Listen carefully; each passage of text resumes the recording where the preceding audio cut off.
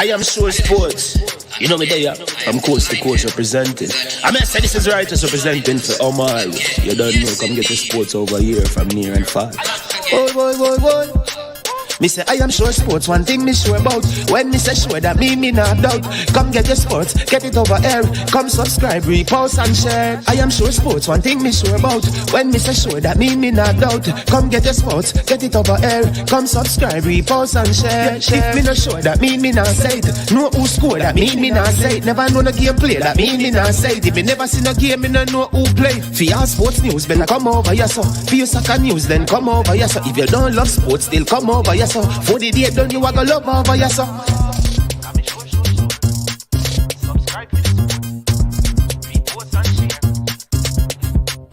So when it comes on to behavior concerning football, Jamaica is decent. I am sure that if we can get all of these things done, set in place by the end of April, it gives us enough time before the World Cup campaign. Not afraid of no Brazil, no Argentina with these crapper players. We are good enough. Remember to like, subscribe, share. Listen, comment, let me know what your thoughts are.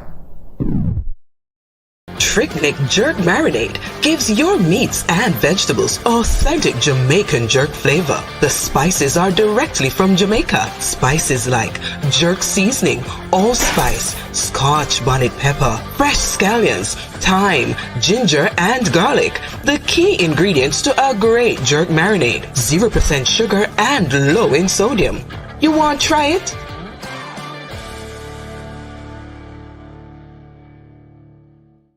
Made up of 18 Jamaican herbs and spices, add delicious, bold flavor to your next grilling experience. Flavoring sauce, a marinade, basting, condiment, or topping. Trick Nick Jerk Barbecue Sauce.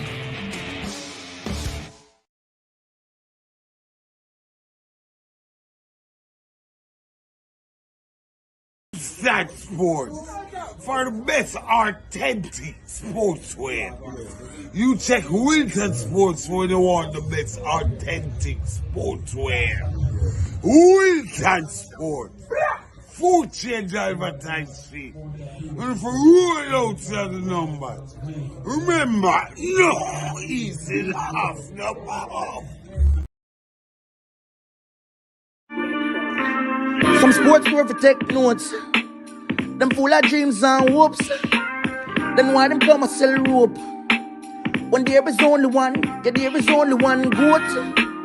And that a Wilson, yeah, that a Wilson, yeah, that a Wilson sports. Yeah, ball boots, ball tops, ball shots, shin guard, ball socks. Them kind of drip you quick for make your ex call back. Little quickness in my boots and ball out, me want that. My Nike ticky pretty and my Adidas all black. Dribble down you feel it, grip me feel me can't drop. Slide tackle all me own a team and know this snap up. Why? Because I'm by the supper.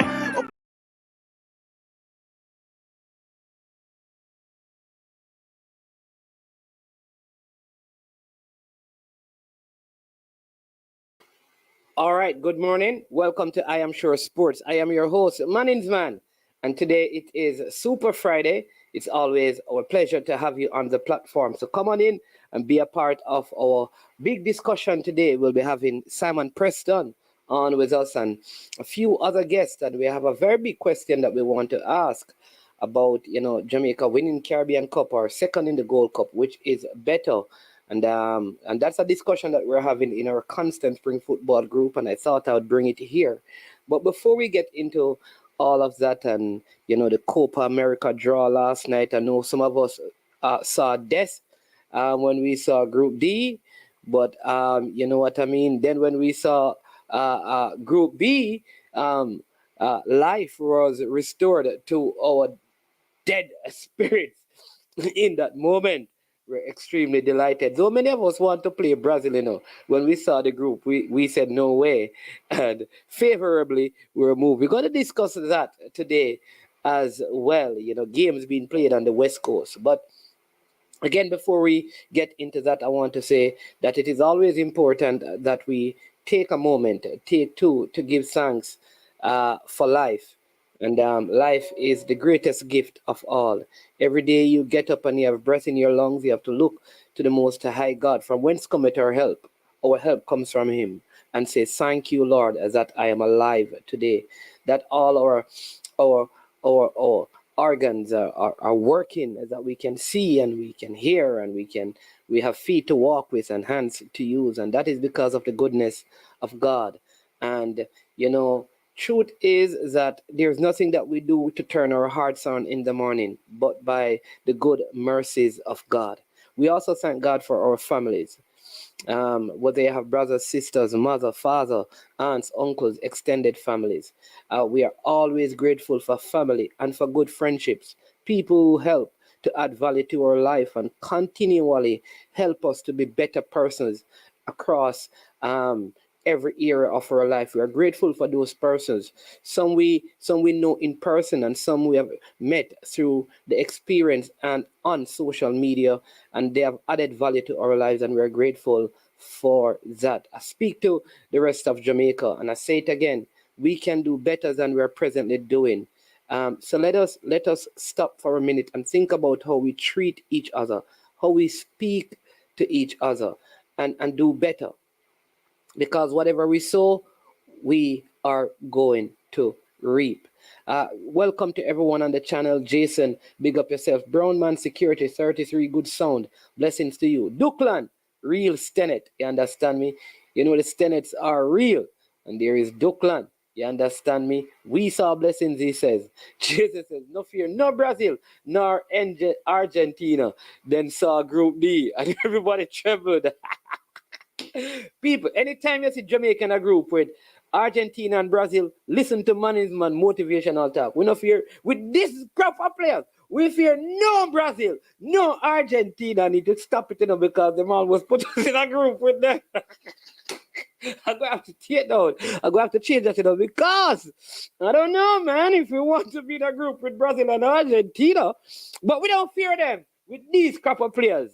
You understand? We can beat any of these teams, and I believe. No, I know a lot of you were blaming Manning's man, And I say it is his little odd thing when chat too much, that's why we get dropped in a group with Argentina, Big up to Trinidad, Oran Hernandez in the building. You understand me? All my friends, Amy, bless up, Dexter. You understand me? Bless up yourself. Anton Carneal, bless up yourself. All of Trinidad and Tobago, big up and bless up. All right. Brownman, big up yourself. Ricky Rampasad, blessings every time. Yeah, man. All right. So I don't want to delay this any longer. We have Mr. Simon Preston. When it comes on to what's happening in CONCACAF and across the world where it relates to Jamaica's football, I don't think that there is any person in the media landscape that has as vast a knowledge as him, and the kind of memory that he has. He gives you answers right off the tip of his tongue. You ask a question, he has the answer. And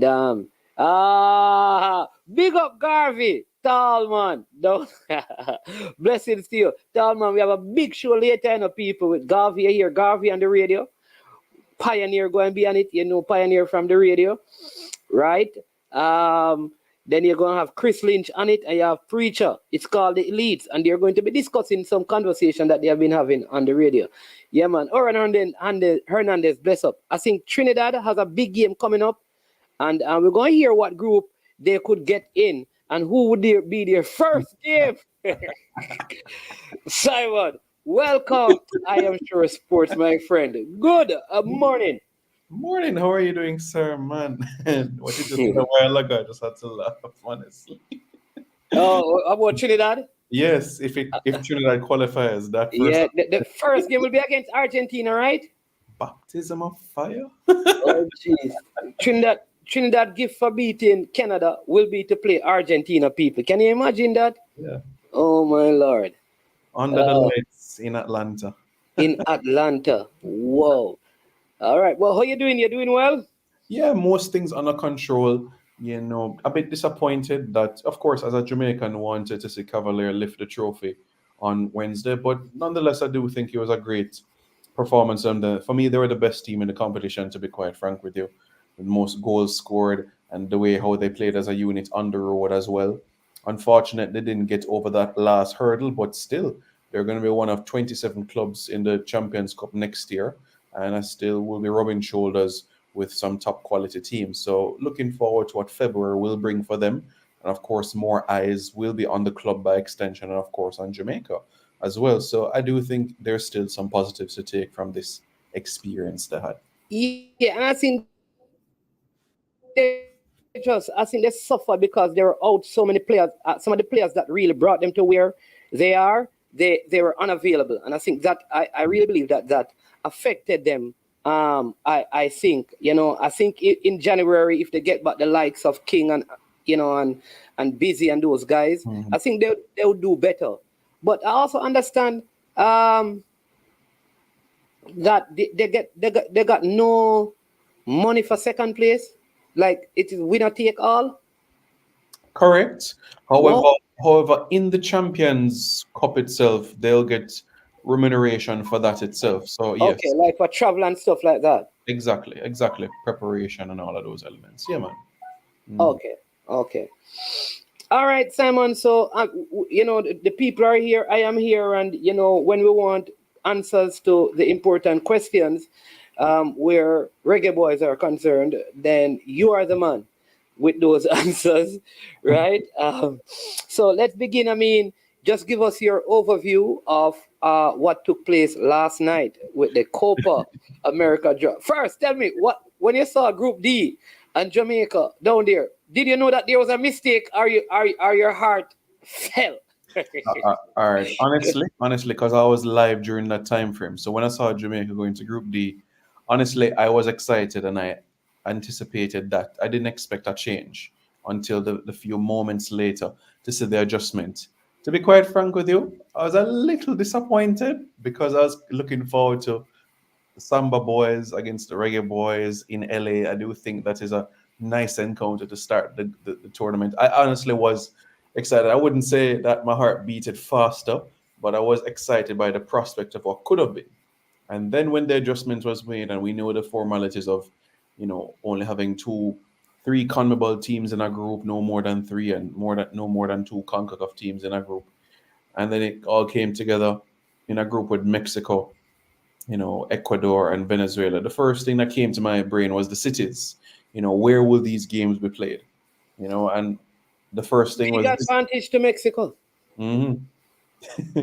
Disappointment that the East Coast, where we know the vast majority of our diaspora lies, will not get an opportunity until the semifinals. So, based on the path that we are in Group B, we would not play an East Coast game until the semifinals, which would be East Rutherford, New Jersey. And of course, the final in Miami, third place playoff in Charlotte. So, we're going to be central and we're going to be west for the group stages and what, Round of 16 yeah, quarterfinals of the and tournament. quarterfinals as well. Right. So it's four groups of four. So top two goes to the quarterfinals of the competition itself. So we wouldn't have a round of 16. We just go straight to quarterfinals. I Oh mean, yeah. yeah, man. And we are in Group B. So when we top Group B, who do we play? That's the exciting part. By topping Group B, we face the runner-up of Group A. Right now, So in let me show the people the group, Simon, while you speak, so yeah, they can at least sure, no problem, so that they can be able to get a visual representation of it. Sure, yeah. no So problem. let's look at Group A and Group B. Yes. Group A has, as you can see on the screen there, thank you, Argentina, Peru, Chile, and you would see there CONCACAF 5. CONCACAF 5 is the winner of the Canada, Trinidad, and Tobago encounter. That's CONCACAF 5. So, by virtue of Jamaica winning Group B, Jamaica would play the runner up of Group A. So that is how it would be. And vice versa. If Jamaica is to finish runner up of Group B, Jamaica would play the winner of Group A. So it's either Jamaica, Argentina, and let's just go by our Jamaica. Uh, which one of these teams look like? Well, I would, Canada. It I could be would- Jamaica, Canada. it could be If Jamaica, Canada get Canada. past Trinidad and Tobago and finish second in that group, Yeah. Yeah, in my brain, I had Jamaica, Canada, or Jamaica, Chile. That's in my Chile. brain. Yeah. Okay. So you don't have Trinidad going through? I would like them to, honestly, but I do think that Canada will get over the line in the playoff in come March. You know what I'm wondering? Is that game during an international break where the players are allowed to leave? Like it is? Yes, so it's going to be played one day Oh, yeah, before yeah. the Nations League finals. Okay, yeah. So they'll play that game in Frisco, which is the FC Dallas Stadium, and we will be not too far in the Dallas Cowboys Stadium. So same area we will be in, just different stadiums for that time. Okay. Okay. So in all right. So Jamaica. So let's talk about the Jamaica group. Mexico, except for the Gold Cup this year, we have had a decent enough run against them leading up to that game. Ecuador, we have played friendlies against them and we have done well enough. I think we defeated them out here once in a friendly. Just give us some of the records. Venezuela as well. We have done well against them in friendly games. So tell us, talk to us about what are the prospects for Jamaica and the record against these teams in this Jamaica group. Yeah, so this will be our third appearance at a Copa America. We've played Mexico at Copa America before, that was 2016, and we've also played Venezuela as well at Copa, and that was 2016 as well under the tutelage of Coach Schaefer. In terms of Venezuela, you're right. In terms of our record against them, we've won 4, drawn 1, and lost 2 against them. So it is a good record that we have against the Venezuelan teams in terms of this situation. Our most recent victory against them would have been 2015. 2015 was a friendly match, the debut of Giles Barnes scoring at the Montego Bay Sports Complex. That was our last victory against the Venezuelan team, getting that victory against them. And of course, Marlon King's debut back in 2004 as well. We won 2-1 that game as well. Yeah, against Ecuador, we've had a couple of draws against them. Yeah. But the most recent one wasn't a result in our favor. The Ecuadorians defeated us 2-0 in a friendly in 2018. That would have been Jadine White's debut, where he made a couple of saves and made a good name for himself in that game in particular. That was in New York, New Jersey, thereabouts. But a team that has always, given us a good fight, matched us well physically, the Ecuadorian unit. And fast as well. Almost similar to the Jamaicans in terms of speed and power and strength. Absolutely. You could say so many different similarities from this sort of standpoint. So I anticipate that to be a good game. And that will be played in Vegas. Which is a venue that we know quite well as well from the Gold Cup as well. So we have that experience already about playing. Not good memories.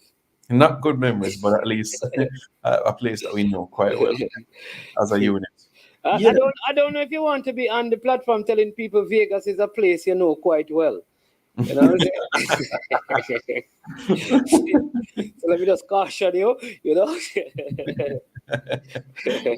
Well, I tell you. Yeah, and of course the Mexicans, we in tournaments, defeated them in the Gold Cup semi-final 2017. That would have been the last victory. We know the Nations League results 1-1 on home soil and 2-2 at the Azteca. And of course the Gold Cup semi-final, which was the most recent result. So, they're all optimism, and you would have heard Coach Halgrimson saying, looking at this group, if he feels that teams will take points from each other, doesn't expect one team to fly away with the 9 points at the end of the day. So he looks at it as a grand opportunity for us to go and top the group, and that should be the mindset of everybody as well, and a great chance because all eyes will be on us as well as a nation. So looking at this with a lot of optimism, and I was even doing some research before we went on the show. So fans in the States, Jamaicans in the States, there should honestly be no excuses because there's straight flights to every single one of these venues that we're talking about. Houston, Austin and Vegas, there's straight flights, non-stop flights to these cities. So it shouldn't be an excuse to get to these venues and cheer on the team.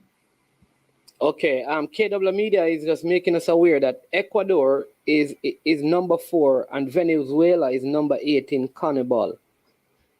That's the South American ranking right now. So right. Ecuador is 4. Have some good players, we know Caicedo and Estupinian.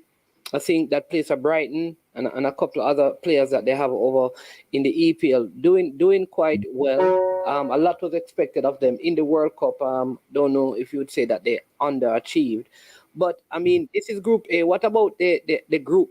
Group B. We just spoke about the Jamaica's group. What about Group A? Argentina, Peru, Chile, and like you said, you believe that Canada will come through. Yeah. You know what I saw from Trinidad in that last game against USA? I think I would not be surprised in a one-off game if Trinidad beat Canada. I just feel like something is missing with Canada. They have the names, but they're a beatable team.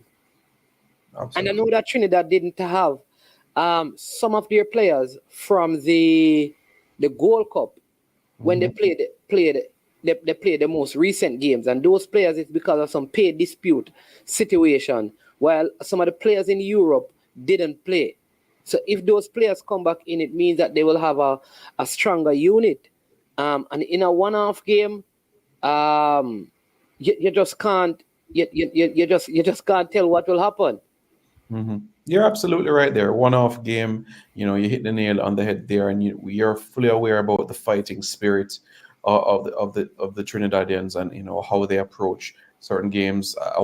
One game away from a Copa America tournament, so they have all the motivation in the world. And you could honestly say that Canada is still in quite a bit of disarray on and off the field. Question marks about who should be Canada's next general secretary.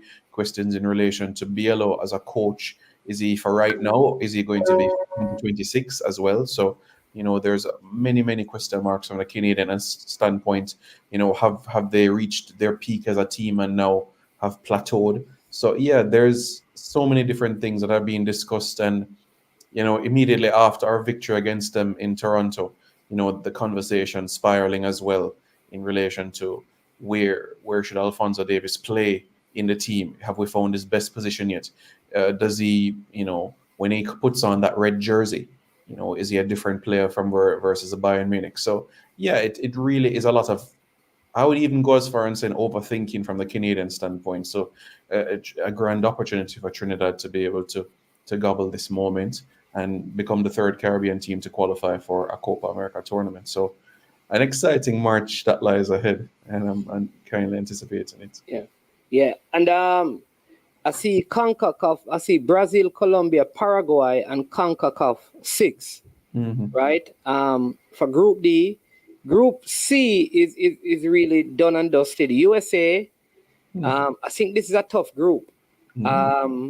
USA, Uruguay. A lot of people underestimate Uruguay, but I think they're always a good team. And this Panama team has been doing consistently well, have had some good games against the USA. So for anyone to believe that this is like a walk in the park for the USA, I think it is possibly one of the tougher groups, Group C, as it stands right now. What are your thoughts on it, and who would be your picks to come out of that group? I would agree. I would say it's one of the toughest groups to pick those top two. For various reasons. You spoke about Panama and the rise that they have had under their coach Christensen, and it's a well-oiled team, well-driven, motivated, works together as a unit.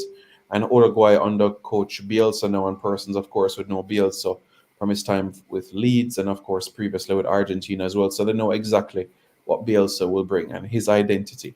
So you're going to have an Uruguay team that will not stop working. They will continuously be on the go. And of course, Greg Berhalter back in the hot seat of the United States. Right now, as we speak, I would go with the two CONCACAF teams right now as we speak, the US and the Panamanians. That's what I would go with. But it wouldn't surprise me to see Uruguay and Panama as the top two. It wouldn't surprise me. I don't see how Uruguay don't come out of this group. That Uruguay team with Darwin Núñez up front, and the top now midfielder that plays for them, Bentancur. Right. That Uruguay team is I don't see how they don't come out of this group. I think if there's going to be any casualty in this group, I think the casualty will be the USA. And Valverde, Valverde at Real Madrid as well. I think Uruguay has one of the better midfield midfields in South America. I don't see them not coming out of this group. I don't see Panama not coming out either as well. Uruguay, Panama, that makes things interesting. Wow, wow, wow. Yeah, yeah, you hit the nail on the head there in relation to Uruguay's, the caliber of players that they'll Yeah. have to be calling upon. Listen, in 6 games, Simon, Uruguay is second behind Argentina in South American World Cup qualifiers Yeah, on 13 points. They have only lost 1 game. They have yeah, they have won 4, drawn 1, and lost 1. I correct. mean, Brazil is all the way down in 6. So I don't see them not coming out of this group. So the other 3 teams will have to battle for second place. I think they're going to top this group. Unless they have some injuries, Yeah, June is another 6 months from now. A lot can happen, but yeah, as it stands right now to speak, yeah, I'd have to agree with you from a Uruguay perspective. Had a fantastic year. Only lost 1 game, as you said, to Ecuador. Apart from Yeah. that, had some great, fantastic, even defeating Brazil and Argentina this calendar year alone. Exactly. No, Group D, I I feel like Brazil are going to get it together for this particular tournament. I feel like Brazil is one of those teams that when they are doing bad in qualifiers, they do well in tournaments. All right. The CONCACAF 6. Who is the CONCACAF 6? Yeah, so CONCACAF 6 is the winner of the Costa Rica Honduras game, and that will be played at the same time as the Canada Trinidad and Tobago game. So, same one off game, winner advances to the Copa America. So, winner of Costa Rica Honduras will book that ticket. I have Honduras to book that ticket. And both of those teams are rebuilding. I think that they just they will just be there to continue to be the rebuilding process. I think Colombia and Brazil will come out of this group. Yeah, but I think the journey, for some reason, I feel like we will see Uruguay versus Brazil Mm. because Uruguay are going to top that group, and I think Brazil are going to finish second So, to Colombia. Colombia winning the group. Yeah. Okay. I don't know. I don't know. And yeah, but I think that is how it's going to go. And that Uruguay Brazil game will be good. And I think Colombia Panama plays the other quarterfinal games. I don't see USA going through. Man, the quarterfinals are going to be nice. Did Panama play Colombia in the not in this last World Cup, but the World Cup before? Were they in the same group with England? England, Panama, Tunisia, Belgium. Oh, okay. Yeah. So that's how I see it, Simon. I mean, I think also a good thing for Jamaica is that leading up to this, Jamaica would have the Nations League tournament to basically play, to keep the team together, to look at the players and all of that, and how important is that sort of preparation and high quality match. Just April, just a couple of months before a tournament like this. Correct. Extremely important and valuable because March, the Nations League is in Dallas. So that's 2 guaranteed games, a semi-final, a final, and a third place playoff. And as we know, that the reason why that is also great preparation is because in the Copa America, so 2 of our 3 group stage games are in the state of Texas. So we're already going to know what the warmth is like, the heat is like, which coach has made mention because Austin and Houston, we're going to play games in those cities not far from Dallas. So we'll already be knowing conditions by the time that we get the ball rolling for the Copa America. And as we know, just before Copa America, we have 2 World Cup qualifiers that we're going to play. So we're going to go into Copa America with 2 games under our belt. Right. Yes. There's an away game, and a home game. Correct. Yes, that is right. In the end of January, CONCACAF will do the draw in relation to the second round. So we know who will be in Jamaica's group, and we will know who will play home and who will play away. So another month from now, we'll have that draw, so we can discuss that. Yeah, I think that's a good opportunity to do that. This question, Simon.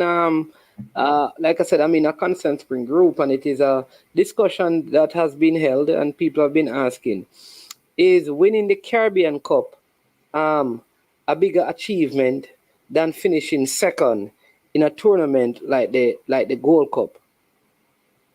Let me edit. I mean, I think trophies are a big definition of success, and trophies are an important component. But I do think right now, in this era of where we are in CONCACAF, I mean, we don't have a Caribbean Cup anymore, but I would, if you gave me a choice, get into a Gold Cup final for sure.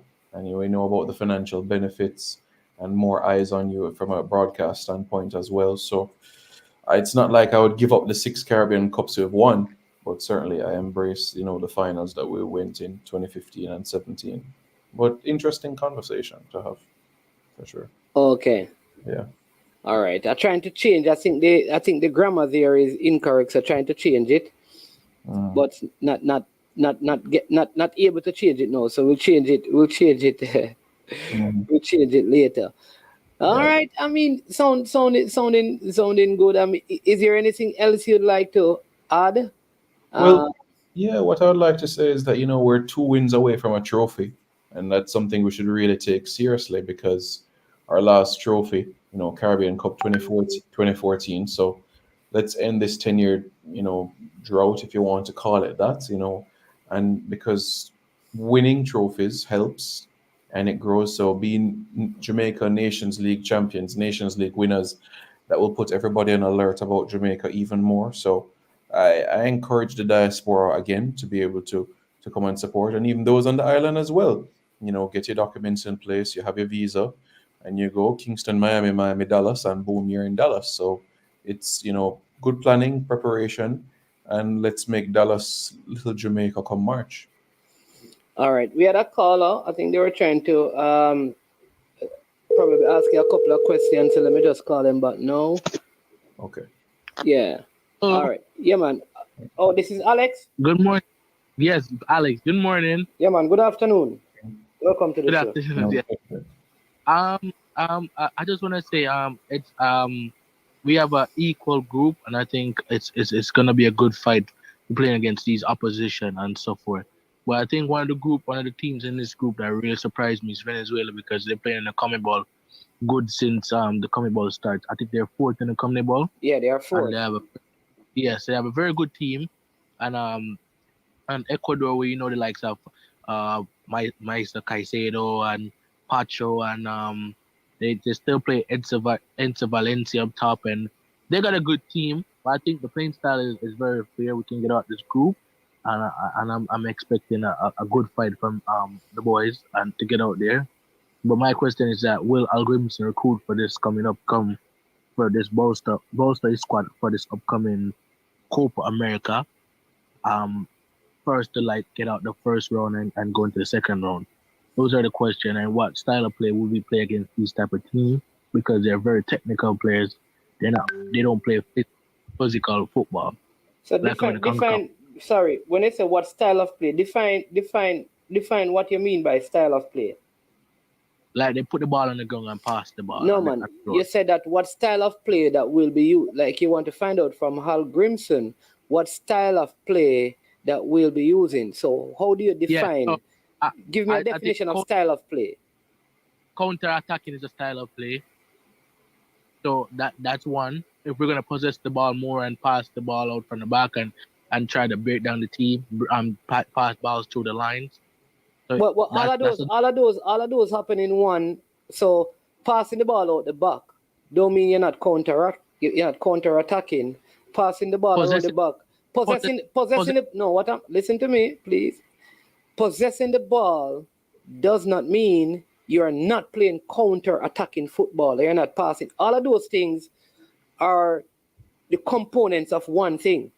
Passing at the back, playing on the counter, playing in between the lines. They're all one thing. I agree, but I'm saying though, what would his style of play be for upcoming Copa America? That's my question. Yes. I don't know what the yeah, man. So what I am saying, Alex, I hear the question, but I'm saying is this, right? Mm-hmm. This what you just described as, because you have to understand what you are asking. So based on your definition of style of play, I am saying that is, you could see that from one team in one game in 15 minutes, building out from the back, playing through the lines and counter attack. In 15 minutes of a game, one team could do that. So that is why I want to find out from you what do you, when you think about style of play, what do you have in mind? Because there are some people who believe, depending on who you play, things changes. You play based on your opponent. I agree. I think based on these opponents, they play very possession type football. So it will change. It will change how he go against how he really go and set up against these teams. You understand me? Because people maybe don't like Algrim to play a style, but he gets the result and he gets the job done in my eyes, and that's the most important thing you need in football. Possessing the ball of 88% in football does not mean you're gonna win the game at all times. Okay. So that's what I was saying. But people in the USA think they're gonna get out this group. I was in a podcast last night on Twitter, said this group is easy. They should slap Panama up because Panama is not that good.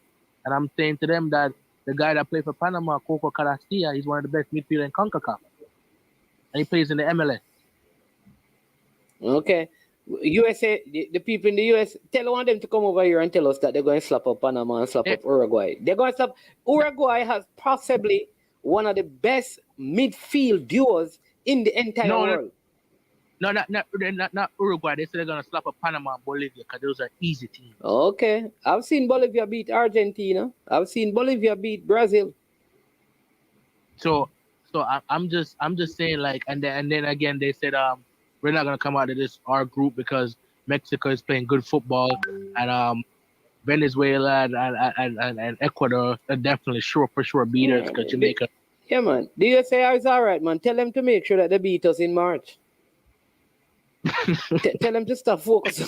I would love for you to come and listen to your podcast. No, no. They need to come and listen to our podcast.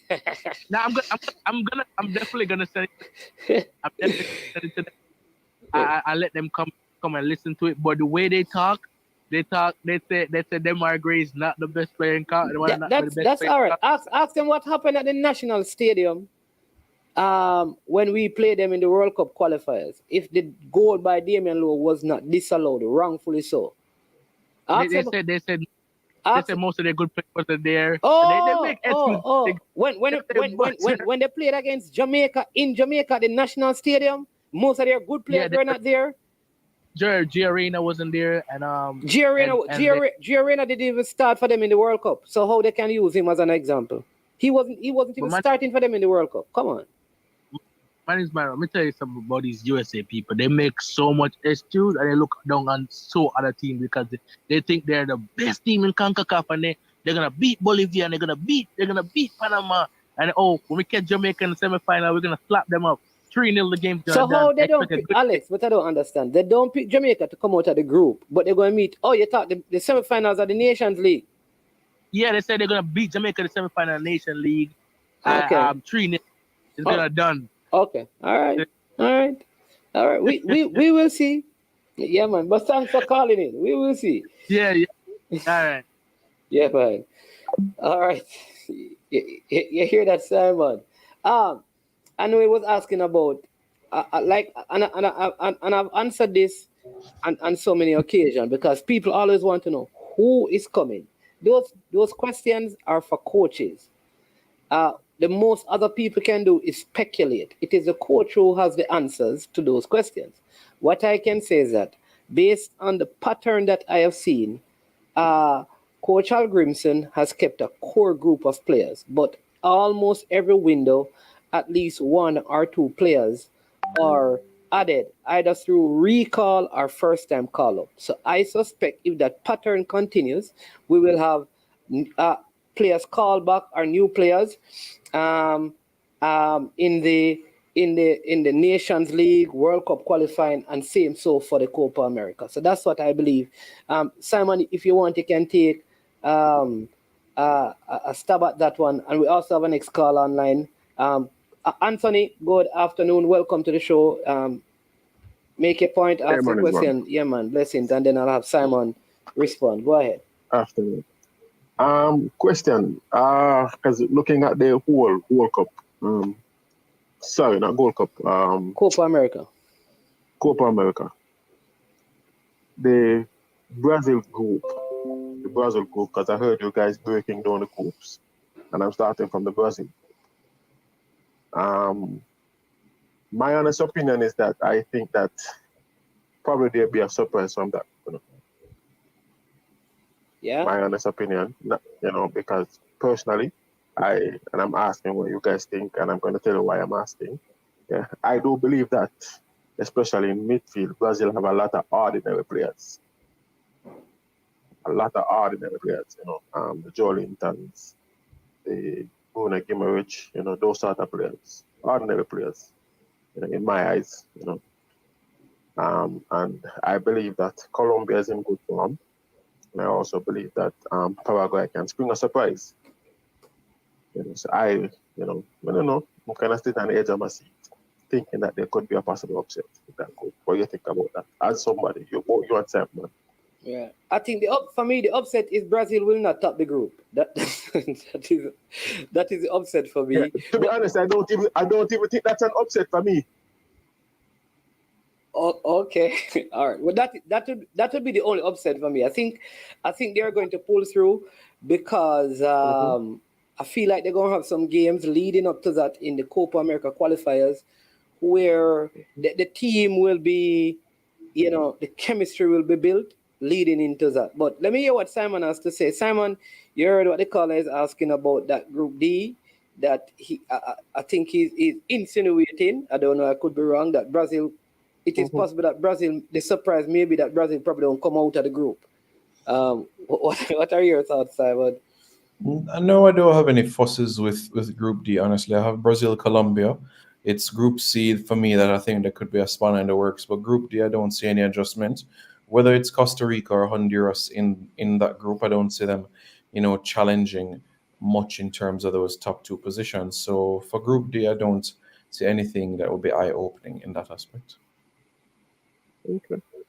Well, all right, fair enough, because it's not really a strong group. So I said fair enough. My last point though, as I leave, I'm happy that Jamaica didn't fall in any other of those groups.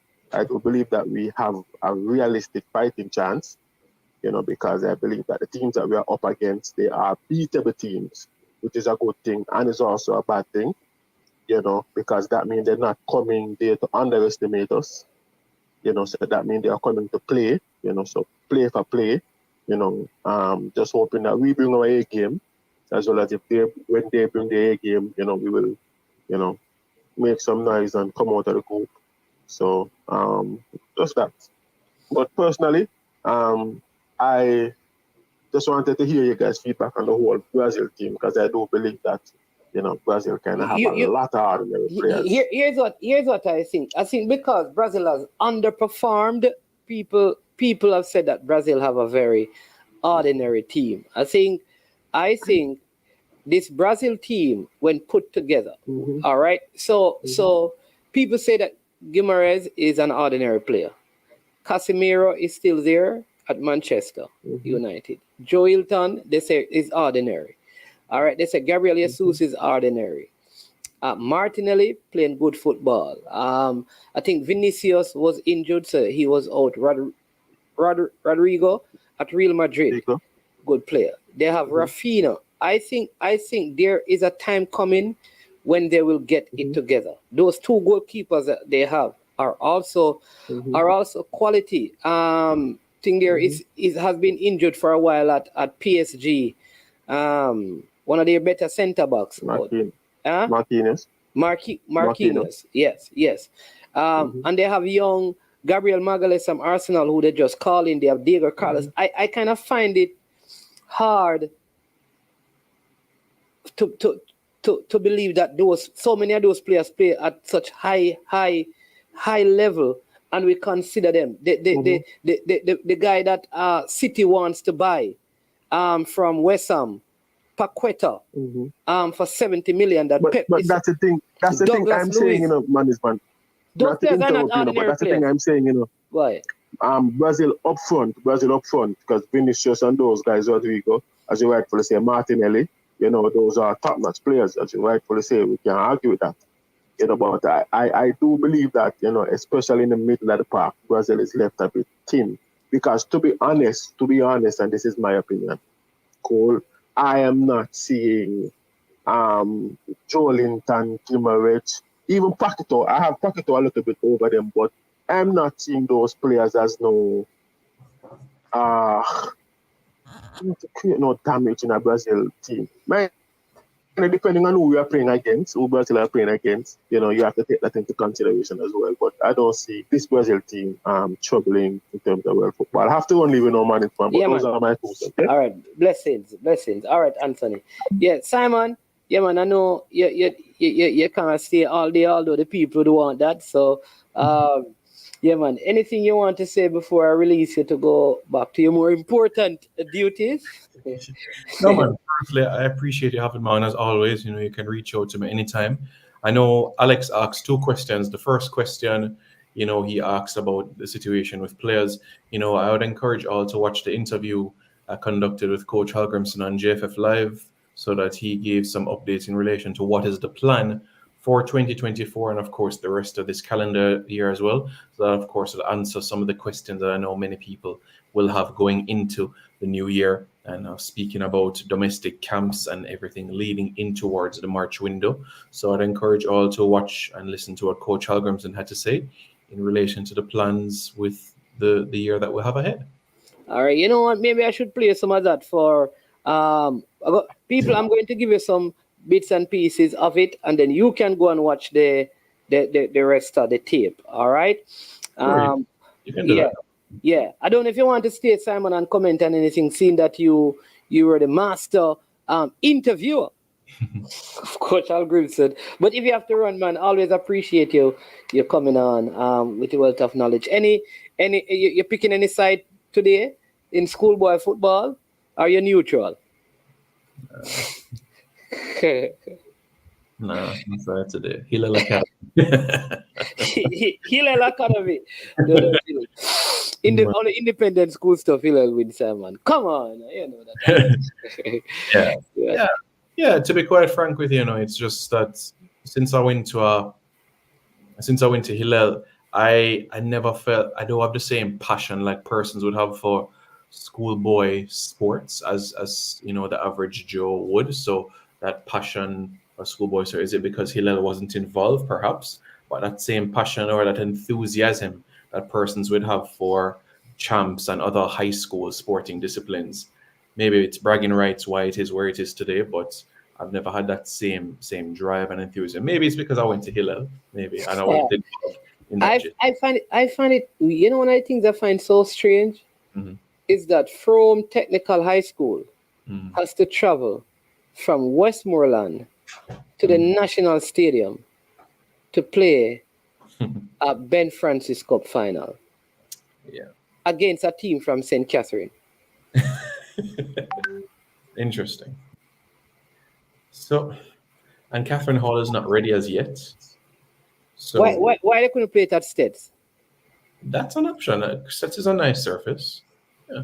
It's the Ben Francis Cup. Why a team has to travel from Westmoreland to Kingston to play a St. Catherine team in a knockout competition? Very strange, but that's an Issa matter.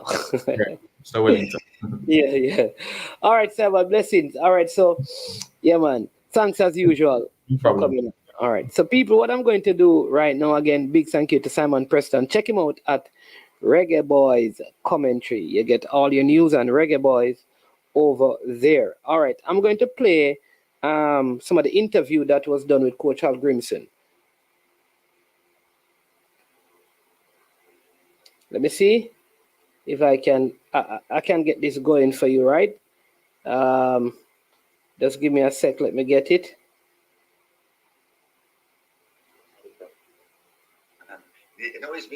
It's really good. It's been educational, and I would say this is the closest to the World Cup preparation I've seen. So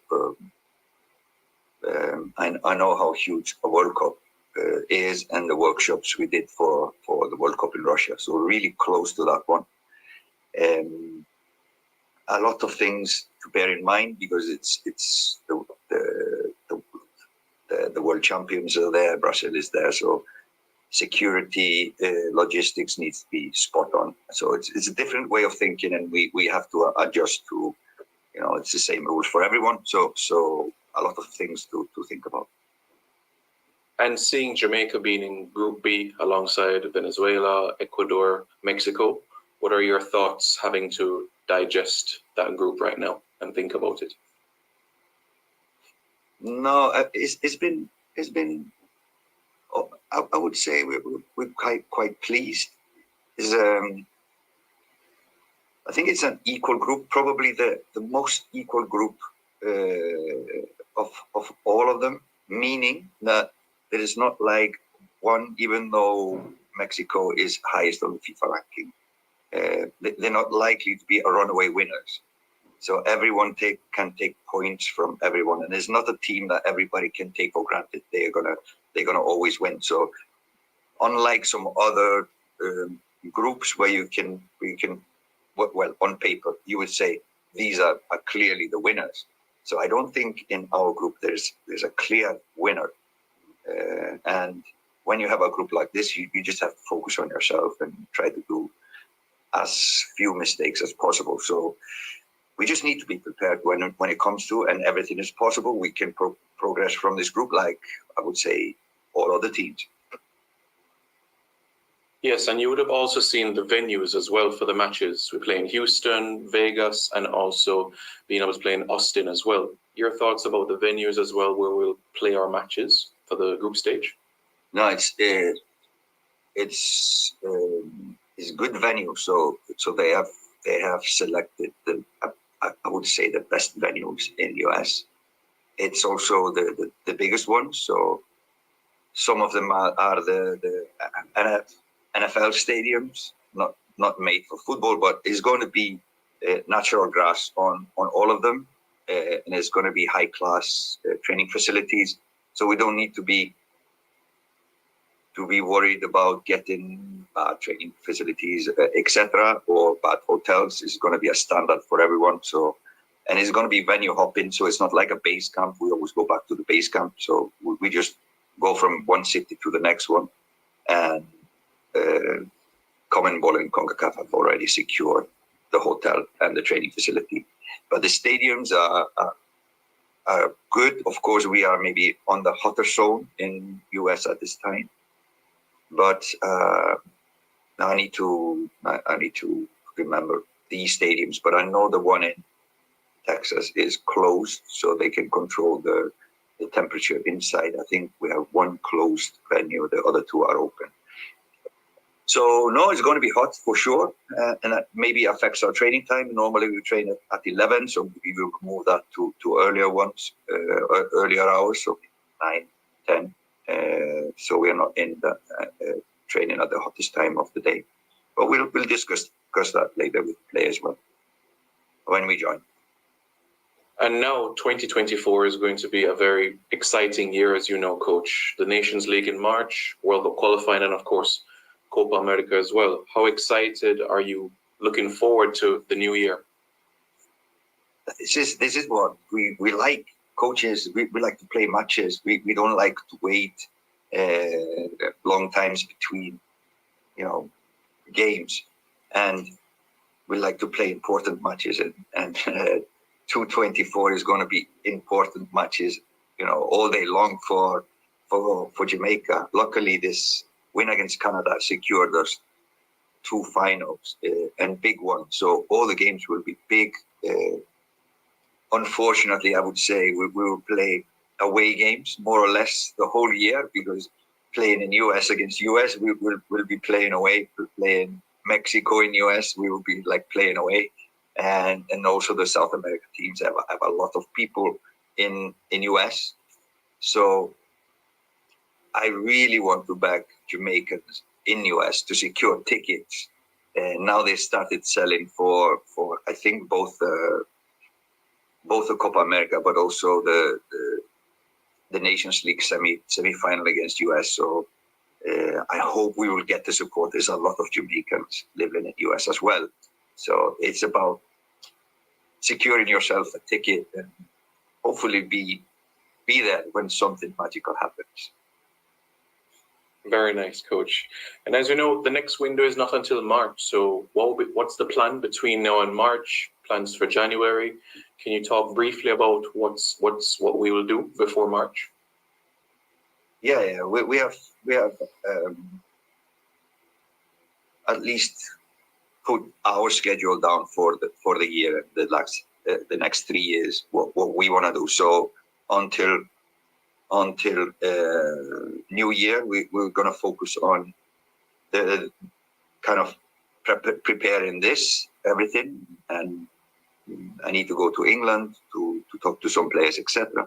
But January was always planned to be around domestic players, doing some camps in Jamaica, and hopefully getting 1 or 2 or even more matches in January, maybe half of February. So then from, I would say, mid-February, we focus on the Nations League semi-final against US. So then again, we need to focus on the players and in that frame, watching them play, etc.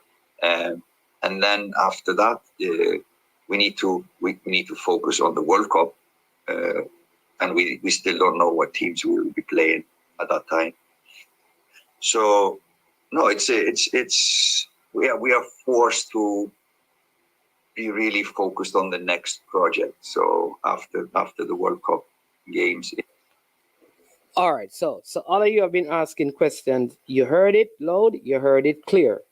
All right, so you don't need to ask any more questions because the coach has answered all the questions that you're asking, don't it? He said quite clearly he plans to go to England to talk to a few players. He also plans on having local camps in January, middle January to beginning of February, to play some games to obviously look at and help to develop some of the local players, right? So like I've been saying, so far in all the squads that have been called up by the head coach, players have been added who and kept, right? So the thing is that here's what people want. No matter how many times, I'm sure that the next stream you hear, the same people will ask which players come in.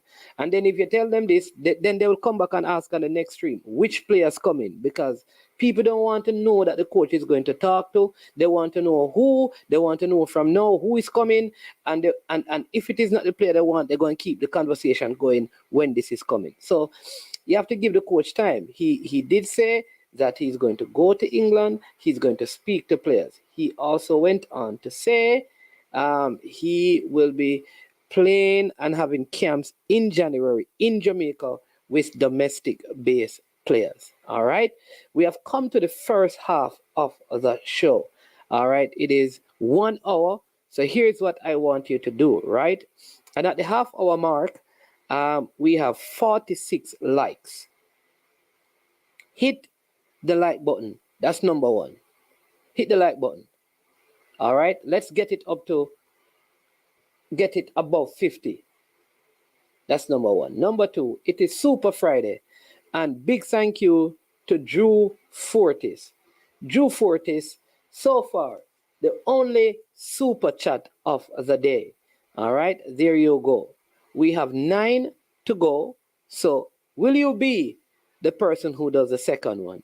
From $1 to 100.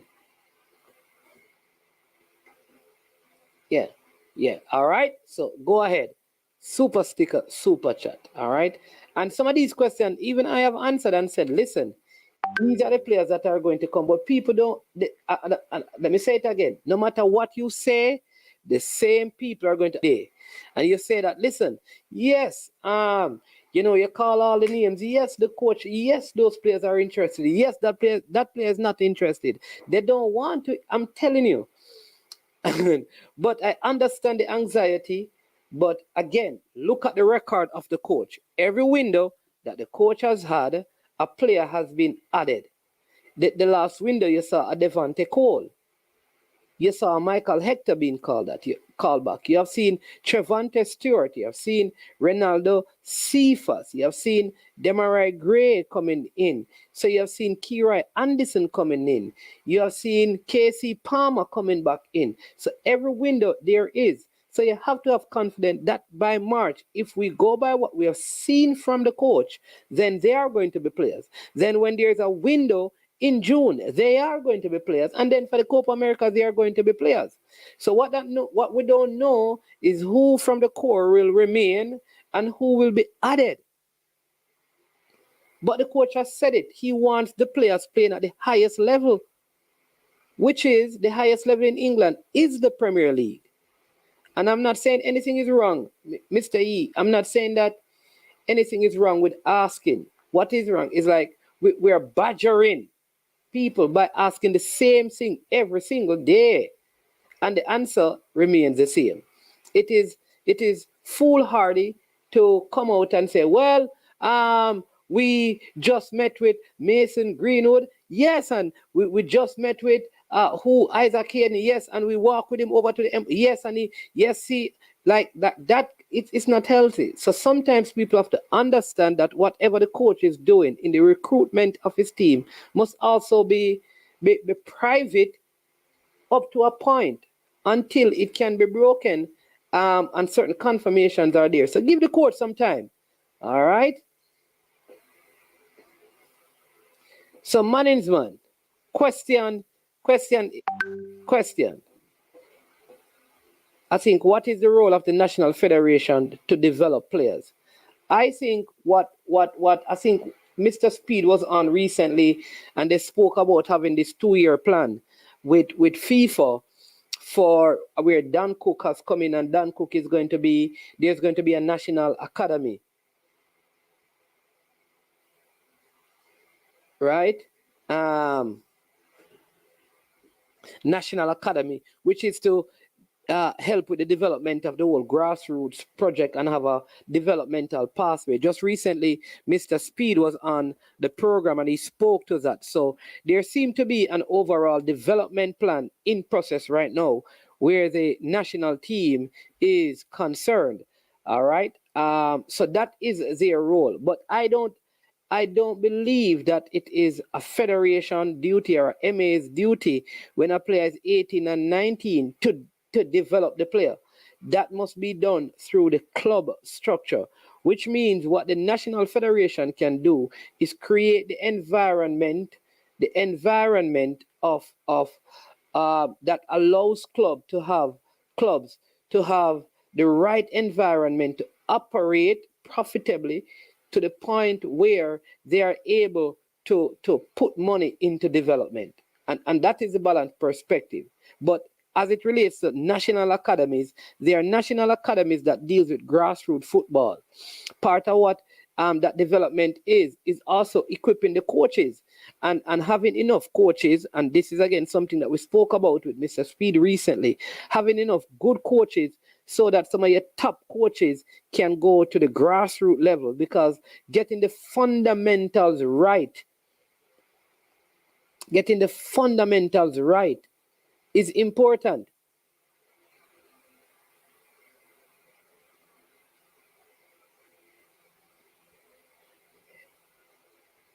No, so imagine, and recently when I was having this discussion, some persons were saying, but Lenny Hyde coaches schoolboy football and this, and I'm not, listen, a 19-year-old a 19-year-old, when I talk about development, this is me personally.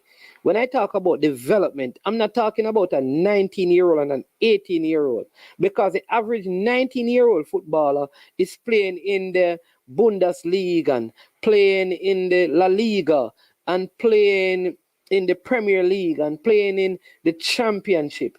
When I talk about development, I'm talking about from 6 to 12. From 6 to 12.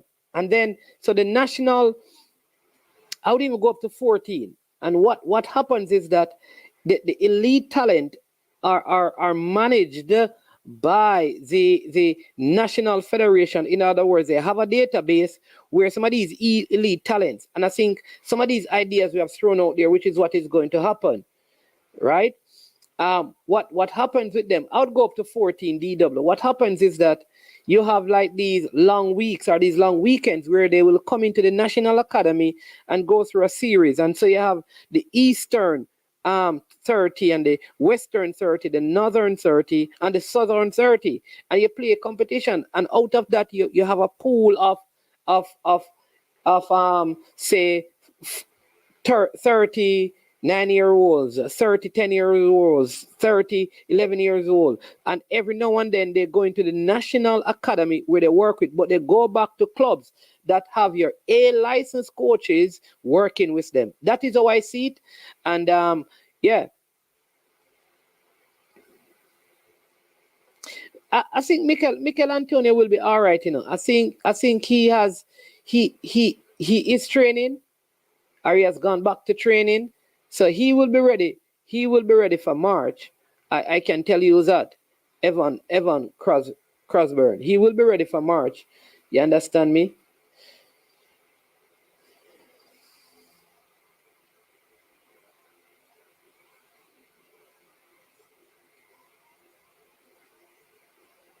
So Rob Simmons says, we are struggling.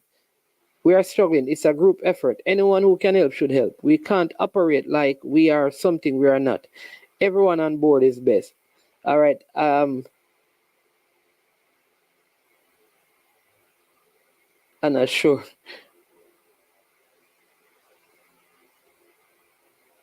All right. Yeah. That Impact TV, blessings. Long time, my brother. But you make a very good point. All right. But Jonathan Russell has come and not played.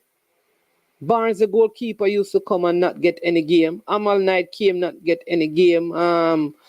So those things happen. Kareem Paris used to come and not get any games as well. So sometimes.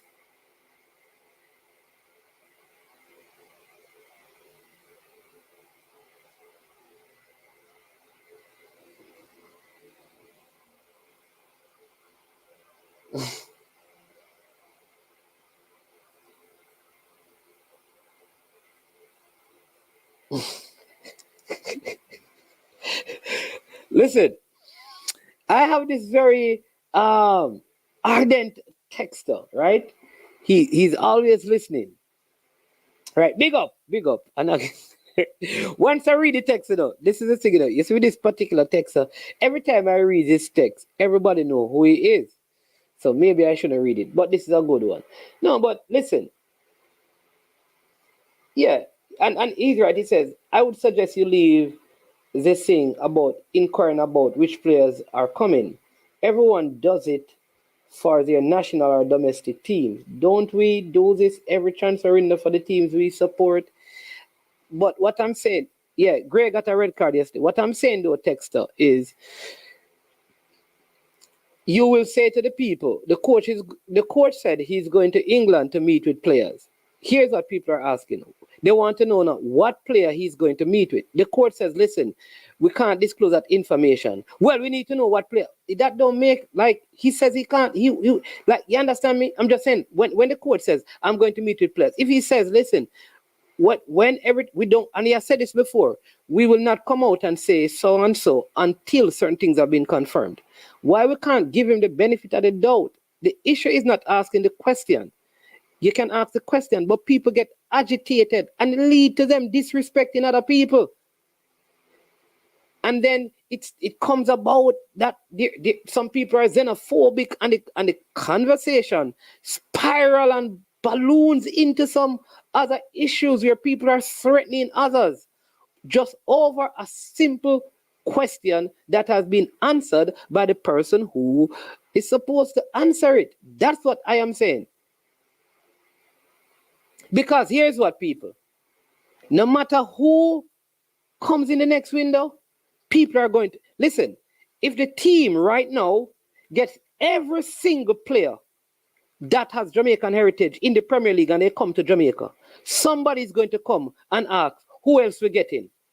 If we have 47 players that plays in the EPL and Jamaica is winning every single game and Jamaica is in the World Cup final, somebody still want to ask, who else we going to talk to? And I'm saying at some point, the conversation, to me, creates more problems than solutions. That's all I'm saying.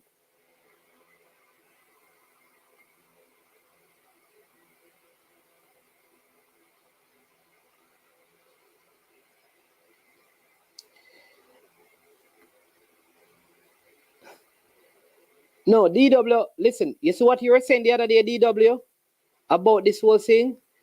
I am telling you, and I always say this, sometimes what people say is not what they mean, all right? But what you were saying then about the program in Canada, we're talking to people from Canada, and that's not how, it goes. It didn't go that way. But I do understand, and we have some agreement in terms of how the development must be seen. Blessings. Trying to recover from losses caused by the pandemic, being really busy. Oh, yeah, man. Oh, my Lord. Blessings in a MPEC. Yeah, man. Sif has been performing well, and we wanted to see him given more playing time. If it's true to form. No, listen. All right, Mr. E. You know that Hector has been playing, and many people said even the game that he played, he should have gotten some more time based on his performance. All right. Jamali Wade kept very good, and people said that he should have been given some more chances. People said that McGee was doing well and should be given a chance to play.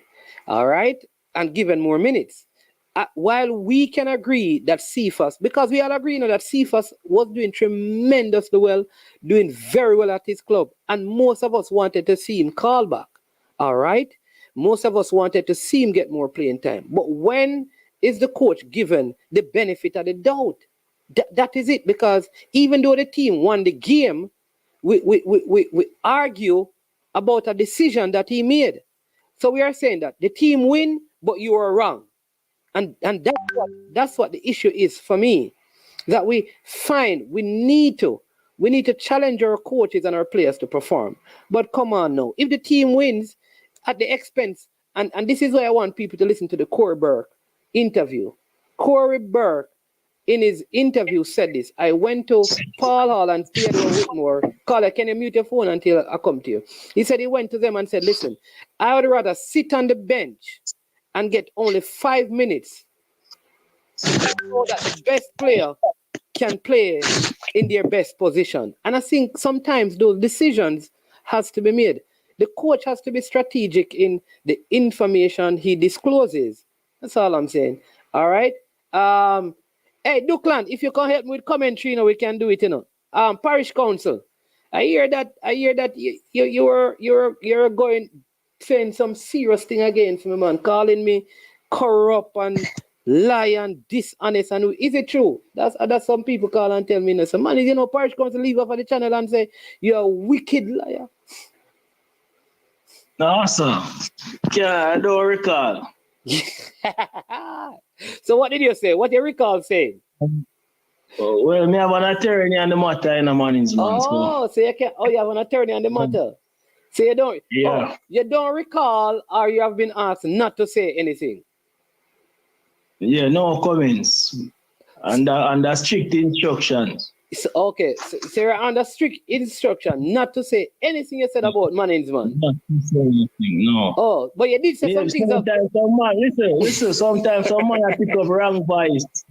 On YouTube, yeah? And I'm praying people. You understand? But I call about one and two things, but most time when I call, you know about I call for talk about. Oh, all right, my boss. Go ahead. Go ahead. So, what you know? I have to call because I agree with what you're saying, Mannings, man. You know what I'm saying? Me there I look on some stats and first of all, I will say, now that the group stage announced, you know, and we are reflect back on the whole journey and thing, I think we can really a big shout out to Al Grimson and him team. And by extension, not even by extension, because you say you're not employed to JFF, and you, right? Yeah. Based on the journey where we reach and finally can see say boy we name a call in a COPA America, the stadium them announce, big excitement. You see what go on in the space. It's a big thing. Definitely, it's a massive thing. Me the overseas and it a rock, man, I tell you. And it just announced. Just announced. And the place a rock already. You understand?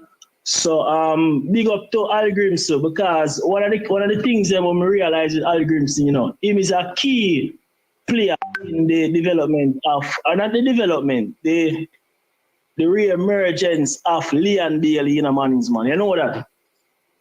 Yeah, you believe so? Massively. Look here.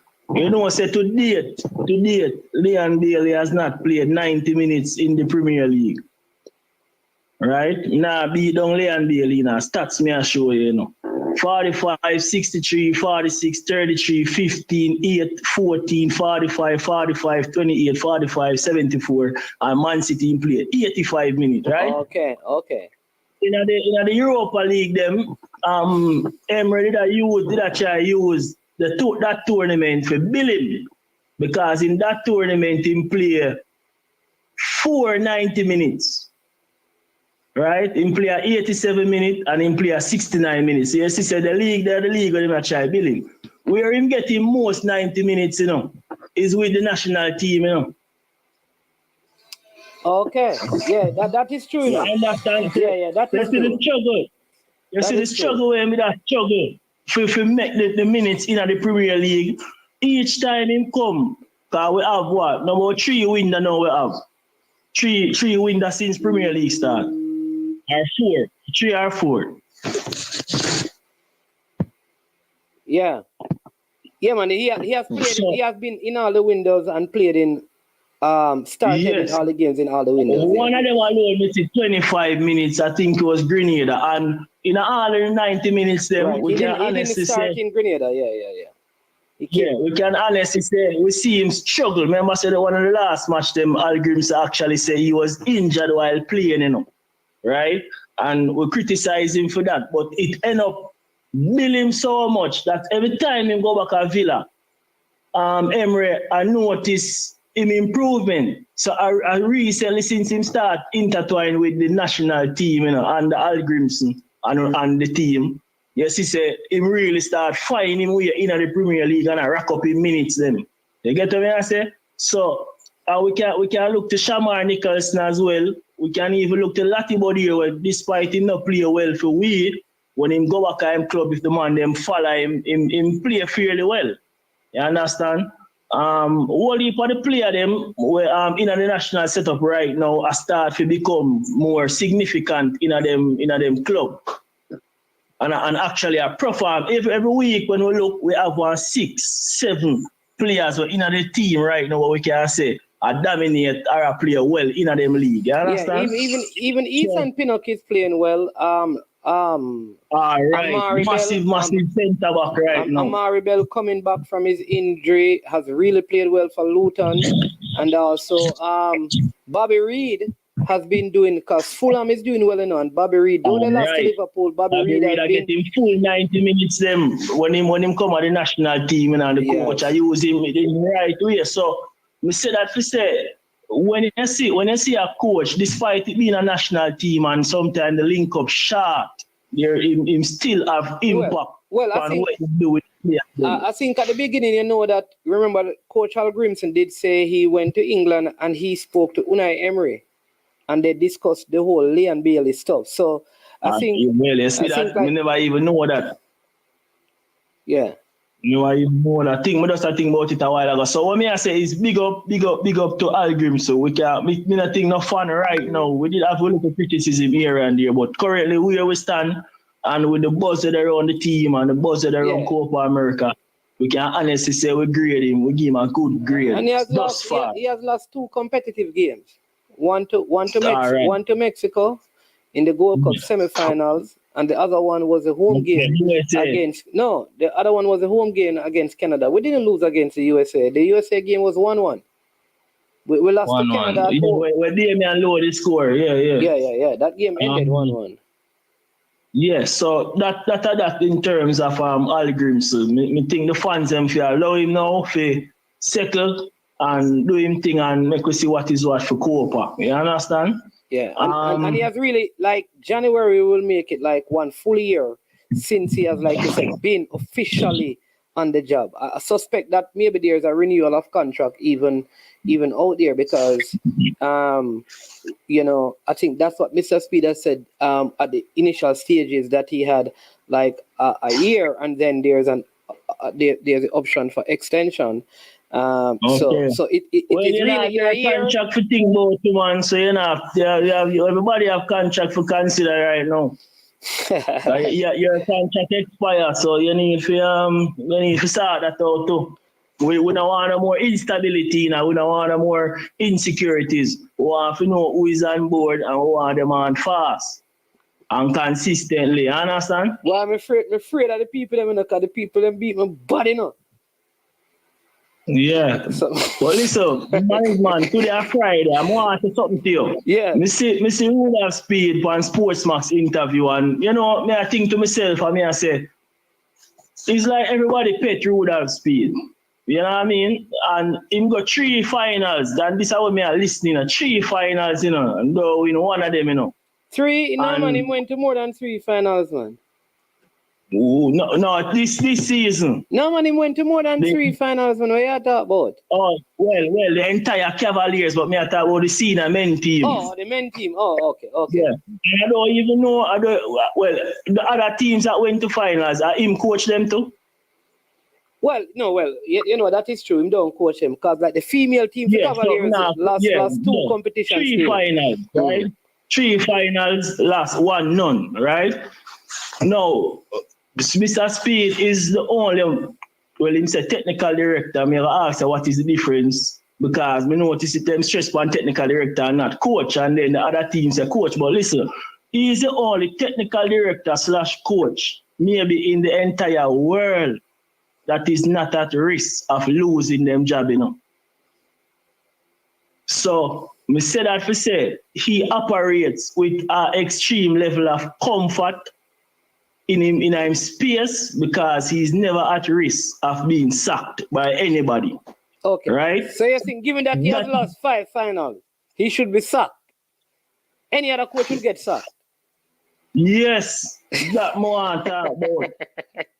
All right, well, next time I have Mr. Speed on, I will say that to him.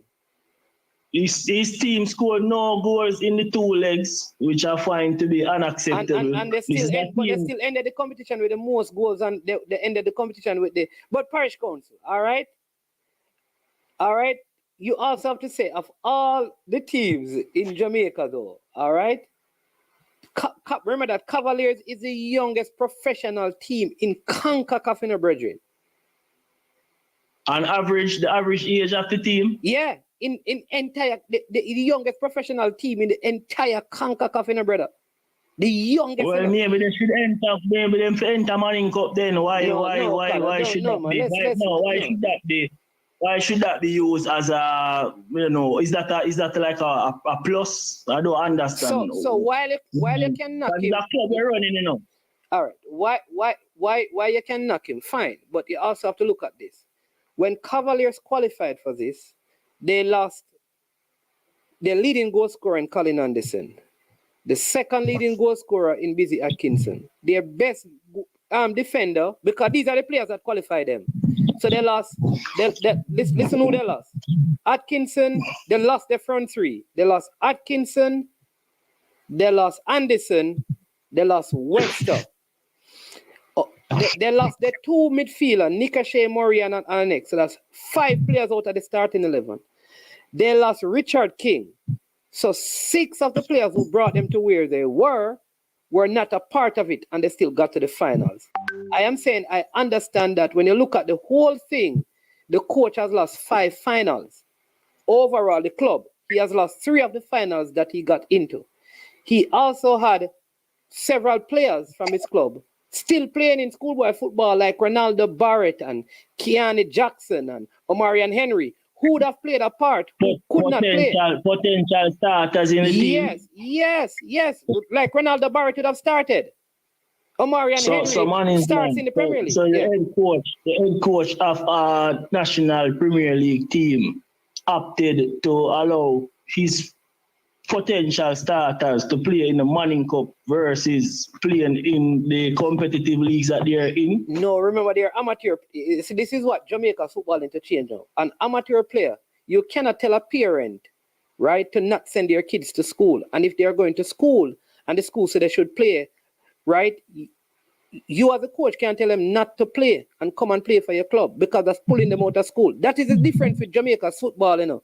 And you and I know, Parish Council, that schoolboy football means more to the people in Jamaica than that it means to people probably across the world. So that is schoolboy football. Remember, you know, there's an entire Premier League starting 11, you know, in schoolboy football, you know, players who started in the Premier League, you know, who played schoolboy football. The Dumby team, for example, lost like Malachi Douglas and lost like Hodges and Go to when they were playing the Burkett. Yes, yeah. So man. So I want serious thing that then, man. So why we end the game? What we plan to achieve from this type of approach? But hold on, because any parent to decide to them are gonna make for them youth play Manning Cup over a CONCACAF sanctioned tournament, then something is wrong with that. But me understand what you're saying. Yeah, remember, but I don't want to drift from my point. Yeah, remember, I don't want to drift from my point. Okay, let me just finally say this. Adrian Reed only came into the side for the second leg, you know, because he was still playing for Georges. But continue the rest of your point. Yeah, but man, who's doing is that? Who's doing is that? What you should do then, you know, what you should do then is to replace those players. And I say that without any apology, because if me have a tournament as serious as how I perceive it to be, and you choose to play schoolboy football over this tournament, then obviously we're not looking in the same direction. So that's still down to speed. I don't want him come on no interview and say, I've lost. And what do you mean by lost players? Are they injured? Yeah, man. Were they sold? Yeah, man. And let me just tell you, say, remember, he lost 5 players and he had injuries. Two midfield. Lost all 5 to injuries? No, man. He sold the 3 strikers that they had were sold or loaned out. Were sold. Right. Who should then be replaced? You're running a team, you know. Why sell a player if you're not going to replace them, then complain that you lost the player through a sale? So, all right. So your suggestion, Parish Council, let me go back to your selling point, that Rudolph Speed should be fired because he has lost so many finals. His job under normal circumstances, I believe if any coach had the record that he has right now, in job would under scrutiny. I'm not go jump and say whatever, but I said the manner in which them are paint the narrative is as if, yes, you lost 3 finals. All right, I could say it's an achievement, but at the standard of which Cavaliers and an A-license coach, somebody should be saying, Mr. Speed, don't you believe that out of one of these finals, you should have brought too much trophy to Cavaliers? You understand? And not create this whole excuse about losing players who you sell and never replace them, who choose to play Manning Cup instead of playing for you, that is not an excuse. Yeah. Duklan Senate says, I hear that Mr. Speed, the technical director, is scheduled to have a meeting with Mr. Speed, the coach, to discuss his job going forward. It's all the man in world football. In world, I don't want to take Mr. Speed as a normal man, you know, when I really think about this thing, you know. The only man in world football that is not at risk of losing their job. You understand? That should count for something. You should get up every day and in a comfortable space. And I work miracles. You understand? Because you don't have that over your head for say, boy, you might lose your job. So there's no excuse, man. So I just my two little point them that big up Al Grimson and Mr. Speed, you need to take some accountability. All right, because me and them talk about fans and things. This is why the fans are not building. Because to be honest, it's a team that will let you down. All right. Boss Thomas is asking if you watch both legs of the finals. If I watch both legs, yeah. Me see some highlights. I was never able to access the CONCACAF thing. So no, I couldn't say I watch it. Okay. Okay. You have to hear about the 10-man down and all of the excuses in the world. The fact is you play 2 legs in our finals. The last game was at home. 1-0 was the score. You didn't put the ball in the back of the net and you lose. Yeah, and then Tennessee said that you were saying you wanted them to lose. Yeah, that showed me the kind of upset about the whole situation. But that's for our next argument. That's a retribution. A retribution me that talk about this with the whole females thing. But I'm not going to go into that. I speak about him as the coach of Cavaliers, not the JFF post. You understand? Okay. Yeah. Okay. Yeah, man, big up yourself, Steve. But you will stop beat me unless you call and talk. You can call and talk to me, you know. You know, go and say all them things there, you know. I'll do it after. Beat you. Never beat you. I tell you that. All right, boss. No matter how far, me didn't even shoot down the argument and bring up the coaches, whatever. Okay, but we're not going to that. All right, Friday. Big up Yeah, to Friday. Yeah, man. All right, then bless up yourself. All right, that was Parish Council. Tennessee look like you now wait for Parish Council call, you know. A big message. Tennessee are sending on the chat, you know. Look like him now wait. For Parish Council. Yeah, for call. Yeah. DV Group is saying, let me see if I can run through some of these comments. There was a big interview on a program called Center Circle. You know, we're willing to give credit, you understand me, to those who do the work. So we're going to see if we can get Mr. Richards, that is the father of Dujan Whisper Richards, to kind of find out about that. No, if any of you saw the program, but some lots of revelations, some very brutal revelations, I would say, were made concerning the whole Qatar and coach and agent and all of intermediaries and stuff like that. Yeah, but what needs to happen is clubs need to take the initiative and tell youth players that for them that they are not allowed to play any football outside of the club, like what is done in the States. All right. If you have, there is asking, I think it can be found.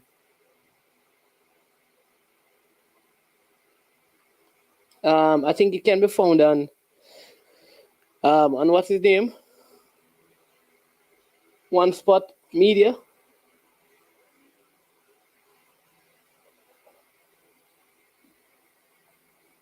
All right. So let me see if we can get.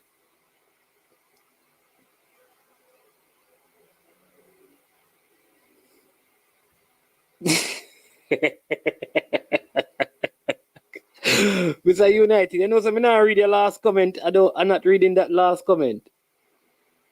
I'm not reading. Tennessee, I don't know what you're talking about. So you have to call in and talk in Tennessee and share your thoughts. I am not reading that comment. I'm not posting that comment. I am not.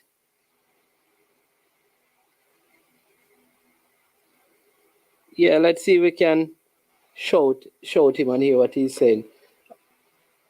Tennessee, then you have a reveal. If there's something that I am missing, you need to let me know. But let's see if we can call him and have him on the show to talk to us about, some of the stuff that were disclosed and what is the resolution. Because the key in these things, is that we come to.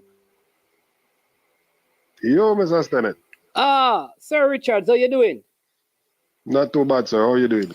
I am giving thanks, we have life, and so we are always joyful that we have breath in our lungs. Yeah, man. Yeah, Give man, thanks.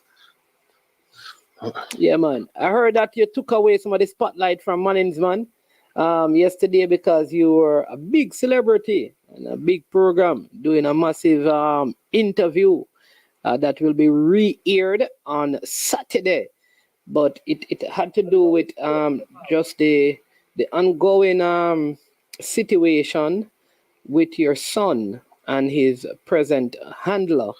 And just some allegations that would have been made about you, especially as it relates to things that have been circulating in the media, that there was for quite a while. Yeah, quite a while, that there were plans afoot to have him change nationality, and you kind of brought factual evidence to suggest that it was furthest from the truth, and you substantiated it with several things. So for the persons who did not have the opportunity to watch the show, can you kind of give them a synopsis of what took place last night when you did that interview on the program on television?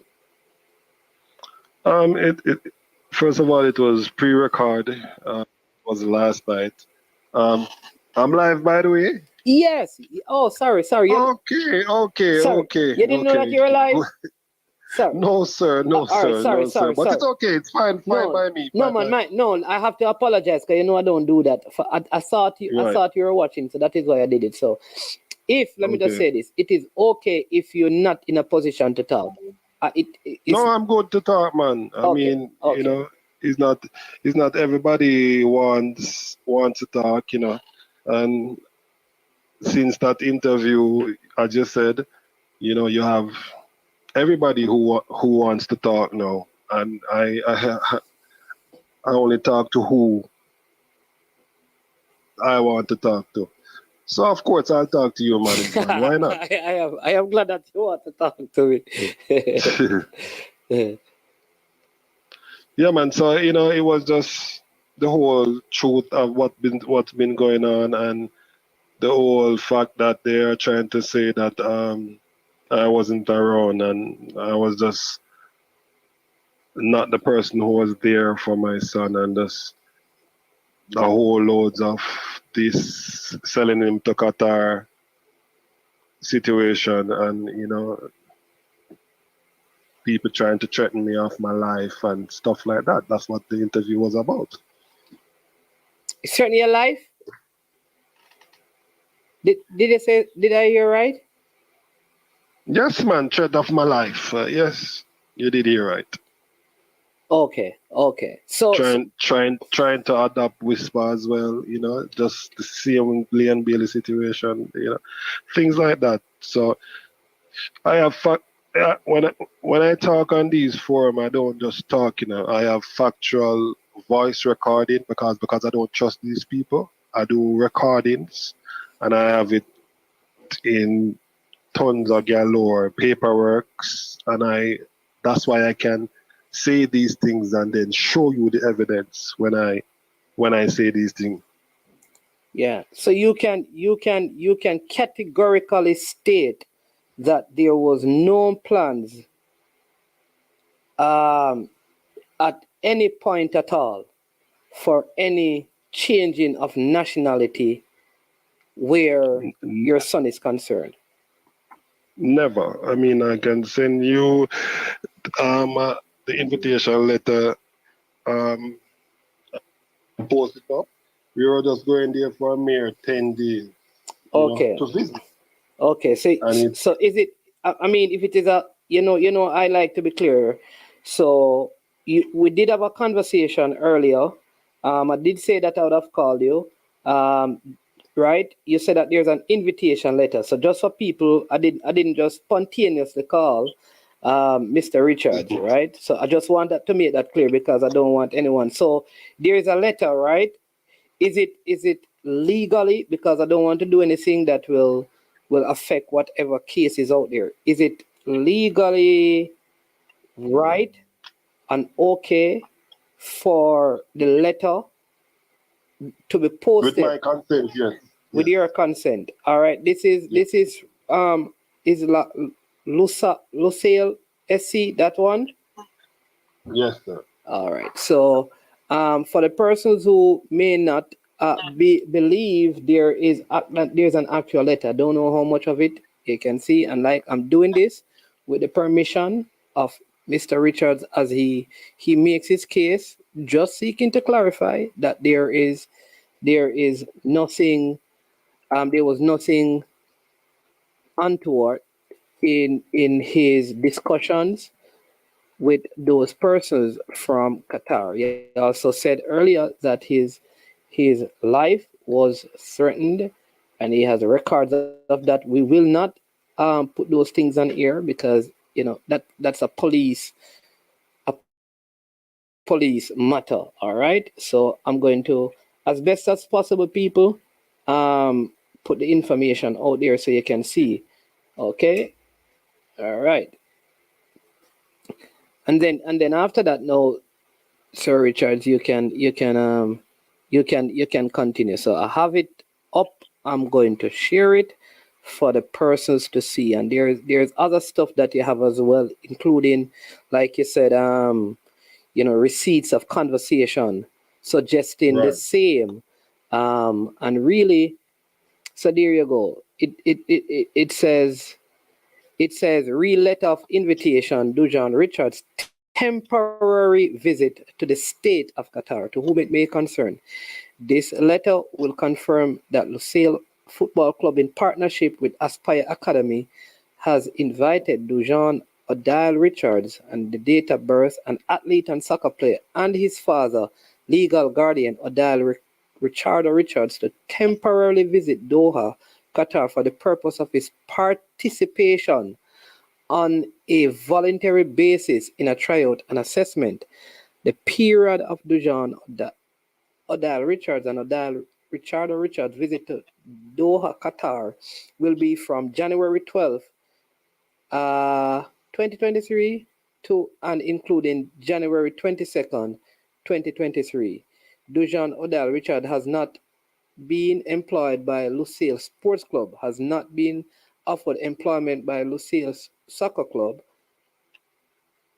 Sports Club, and he will not receive from LaSalle Sports Club any salary or other income for participating in the tryout or otherwise making this visit. LaSalle Sports Club will be responsible for arranging lodging to a hotel in Doha, Qatar, as well as for arranging his local transportation, meal, incidental sustenance expenses during the above reference period. We request you grant guardian a visa for 30 days so that they may evaluate their ability or kind consideration, and this is signed by personnel and stuff. Okay, so that letter is saying that yeah. At the end of the letter, you can see that it is not. They even have a number there. So if you want to call to verify that letter, there's a number there also. So for those who want to investigate, you can investigate that also. So that is what had happened with the Qatar situation. So know that everybody know that I've never put up my son for sale with no nation. So that's what's happening with the Qatar situation. Okay, okay. And then there was also the matter of his um the whole Chelsea stuff, and how are you involved in that? Because I know that there was some discussion on the program as well about the validity of his handler being an agent slash super agent? Right. So, being around the things, we've seen players like Kevin Atkinson, who, anybody can Google it right now. It's in the Gleaner to say that he was the first player at age 16 to leave from Calabar and go to Bayern Munich. Kyle Butler also is going to Ajax. It's also in the Gleaner, and that never happened. But let's move forward to a closer time. Kennard Brown, he knows plays for Arnett Garden. He was posted and listed as being signed to Cincinnati. And then, I was, happy for him because he was there from he was 8 years old. We went to Phoenix and we saw him. So he was one of the ones that was there a long time. And when he said he was signed to Cincinnati, I said it to somebody and then said, no. Turn right down I'm yard. And I was like, what? And then said, yeah, turn right down I'm yard. So I went and investigated and the man said, oh, Mr. The man posted to your sign, what one? The man said, boy, I wasn't signed. So, I as a person who know that these things have happened to players, past players and players who are closer, me I have to wonder for my own child as well. Okay, totally understood. So a lot of persons will say, well, why wait until now when the kid, that's just the perception out there. Why wait until now? Why we never used to hear all of this before? Why has it just come up just now? Where were you all along? That you're just coming out with this. You should have said this before. And then part of it, and you know it because you'd have heard it, that people will say, well, it's because so the youth are going to start getting money now and you want to, take away from all that, his handler has done in terms of developing him and bringing him to the point where he is at and he is the agent and coach and thing. What would you say to those persons and what would you say on that matter as to why no? As I said before, you have to be, systematic in the things that you do. I never want to hinder my son from becoming a professional. Know that he reach where he needs to reach. I don't want this to happen to another parent, male or female, any parent at all, for it to ever happen again. So that is my 2 cents. I have to make the rest of the parents in Jamaica know going forward, you don't need somebody to tell you that they are on your side when they're really not. Okay, okay, okay, okay. All right. I mean, it must be a tough situation, for you, and I suspect for his handler as well, because he may think like some of the credit is being taken from him. You may feel like as a parent, you're not being given due respect for raising a son to the point where he's at this place, and may even believe that things may have been done to kind of destroy the relationship between you and your son. And being a man who has a deep fear for the Lord, a lot of persons will say, well, as adults, why every effort wasn't made to resolve this outside of the public domain, seeing that this could affect the player in the public space if discussed there. Because you want to give people time to reflect on themselves because you don't think that people don't is so unreal and don't have any conscience and it is blatant in your face that basically it's not your child. So you can make the decisive decision. It's just boiled down to me and the mother at all times. No agent or no manager come in front of me or his mother. And that is just the way it is. And these people is trying to be very, very dangerous to even try after the father life to get what he wants. And that is why we have this society in Jamaica today, because these people are about. Okay, okay. And person are saying, but listen, but his mother is because they would have seen the picture of his mom being involved in it. I mean, which said that there is parental consent for probably what he's doing because his mother is there, except it may be just one parent. But on top of that, because part of the allegation is that there is no evidence where, as far as you are concerned, that Mr. Butler is an agent.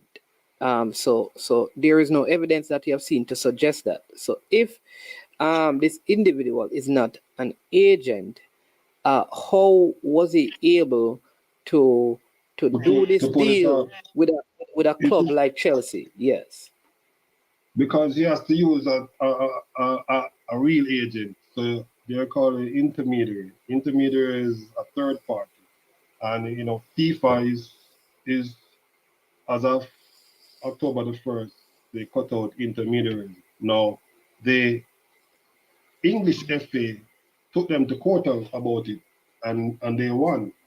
So intermediaries are still using as we speak in the English FA because there's a court battle going on with it. But that's what he used. That means that he's going to sell the whisper deal to an agency because the Leon Bailey deal was done by USN. It wasn't done by Craig Butler. Oh, so even the Leon Bailey deal, that is the one to where Bayern Munich from Belgium to Bayern Munich, or from Bayern Munich to Chelsea to Aston Villa. From Leverkusen, sorry. From Leverkusen to Aston Villa was USN. So what happened is that an agency took the deal, and then Leon's handler was an intermediary. Yes. So what you're saying now is that FIFA has removed the whole intermediary idea from out of the football. Right. So if you're not an agent, you have to go. Yeah, right. Because the intermediary, you just pay $600 fee and you can get the paper. You don't have to do an exam. No, they want everybody to do an exam. Okay. So as far as you're concerned, this deal was not done by. It was done by a next group. It was done by an agency. Yeah. But then if it was done by an agency, how then does he benefit financially from it? And how does the agency benefit if he's saying that he is the agent? He didn't do the deal, the agency did it. So how does the money work in that regard? Who gets the money for what? And how does it, it seemed very confusing. The payouts run where everybody gets a cut. That's why sometimes you see the price tags on some of these players are so high, because some of the money has been borrowed before they even play a kick a ball. So they are like paying. It's like you get a pro forma invoice. Yeah. In that, right. So they got the pro forma invoice from Newcastle, and then they run with that pro forma invoice to say, all right, this is the valuation, and this is what you have to do. Yeah. Do you agree though that he has done work with the player and therefore he deserves credit for the work that he has done, and there is a benefit that he should get from the work that he has done with the player? Are you opposed to him benefiting financially for the work he has done and setting up some of these things? Because whether we like it or not, whether you like it or not, the truth is that Stop it. Yeah. Stop right there, sir. Yeah. Management. Okay. I'm not an unfair person. Okay. You understand? In 2021, when Whisper, I rode to Man City, when Whisper went on a tour there and he did well, and I rode to Man City and reached out to Man City.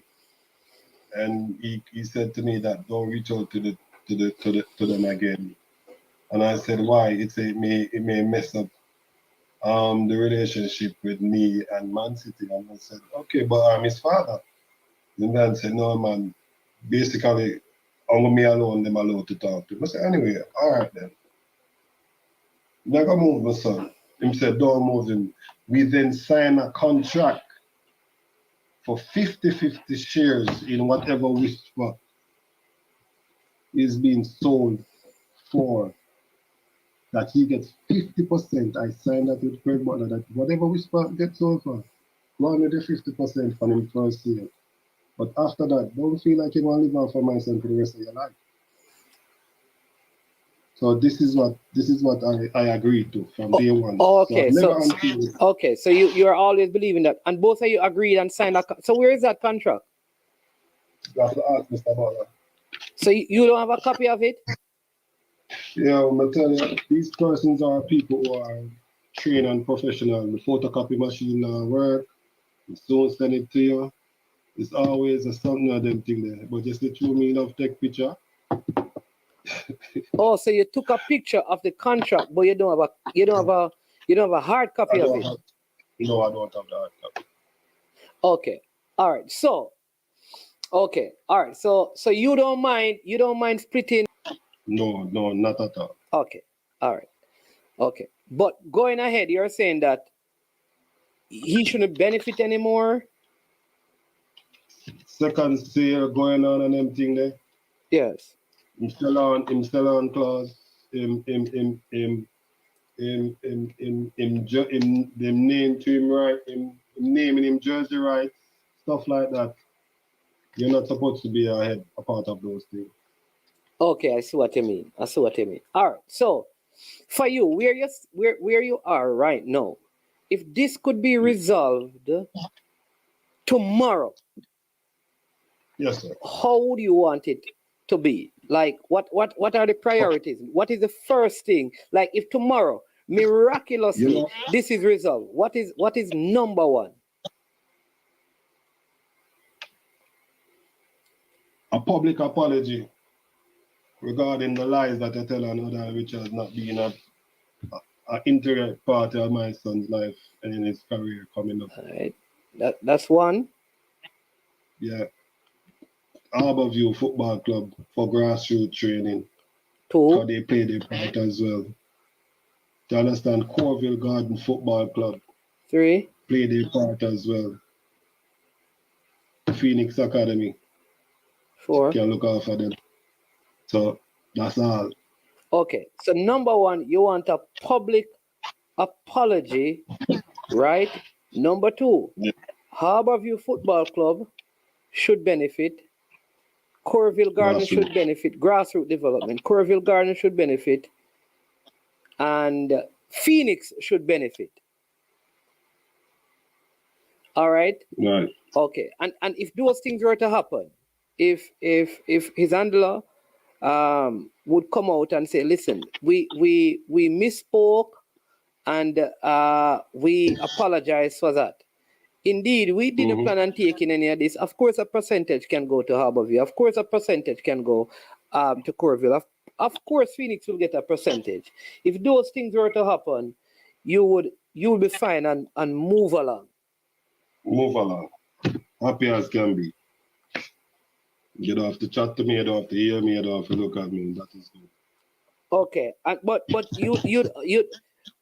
you'd also, because you what about the relationship with you and your son? Would that be part of what you want to see, where the rebuilding of what has been broken down? At this point, Manning's man, only time can tell upon that, So I leave that to time. Because he will see, because one thing me sure, he might go, always, certain people can't change them ways. So that ways, I go show, and he might go see it.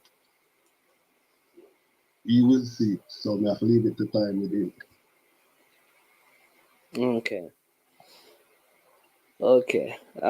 Listen, this has been a very long process. Again, I always say this, I really try to stay away from this in the public domain, because I know as a parent, it must be very, very, very, very painful, because even a not so good parent would feel this way. Even so, a parent like you who have other kids who speak highly of you. And that is the thing, if there were testimonies from your kids, they all speak highly of you as a father. And I know I've heard the players speak highly of you before a lot of this, and say it's unfortunate. But I also believe that Mr. Butler has done some work. He has done some work with Leon. He has done some work with many other players, including Whisper. And you have to give to Caesar what is Caesar, which is you deserve credit for what is done. So I'm glad that there was an arrangement where it isn't like I am supposed to get all of this and nothing for you, because a man must be given credit. So I'm glad that there was an agreement in place for 50-50. I wish that could be honored, that both of you could find copies of that and say, here it is, we did come to this, because a man must keep his word. Man, say him not honor that because I fired him, man. Him say him not honor it because I fired him. So I deserve nothing. He's not going to, because he fired you? Because I fired him. Oh, so I deserve nothing. You fired him? I don't know. I don't understand that part. How did you fire him?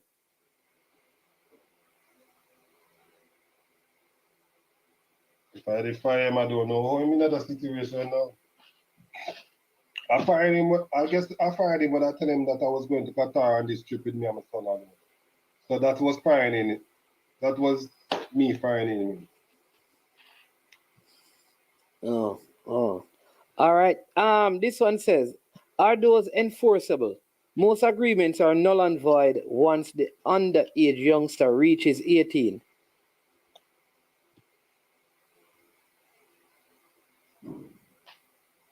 Is that so?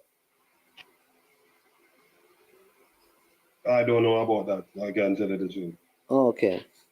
And then I see someone in Mr. United says, when you were bragging about Butler being Whisper's manager, he's that's asking. That's how the 50-50 come in, Mr. United. Okay. Just to explain that a while ago. That's how the 50-50. So I could say he was his manager. Okay. So the manager is different from his agent.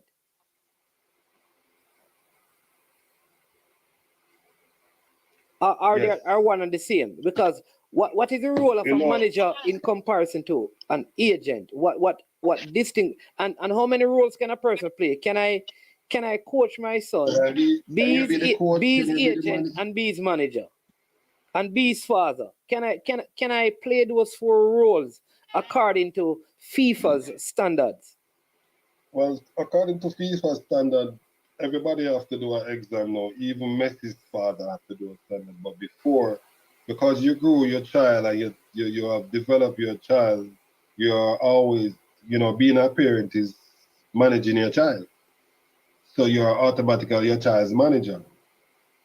I understand. You just need to know the ins and outs of football, which and I think that is one of the reasons why he adopted Leon Bailey as well, so he could have full control over Leon Bailey. With Whisper, it was different. He tried to adopt him, went to Alliance and tried to adopt Whisper, and it didn't materialize. Yeah. I see MF says, some work, you're minimizing money. How am I minimizing? Mr. Richard just said, for grassroots development, Harborview some, Coralville some, and Phoenix. Isn't that what he said? So all of them have contributed to the development of the player, including Mr. Richards himself. So how am I minimizing if I'm giving credit to all the people and I've said, give unto Caesar in reference to Mr. Butler? What is Caesar? How am I minimizing? Man, that this is a podcast, and when you're on podcast, you're gonna have people trying to downgrade or downplay what you're trying to do or what you're establishing. Know that what you're establishing, we have bills and receipt for it, and people still asking me how much Mr. Butler would I get if we go Qatar. How much would I get if I go up on a trial? We go raise so that. How much would he get?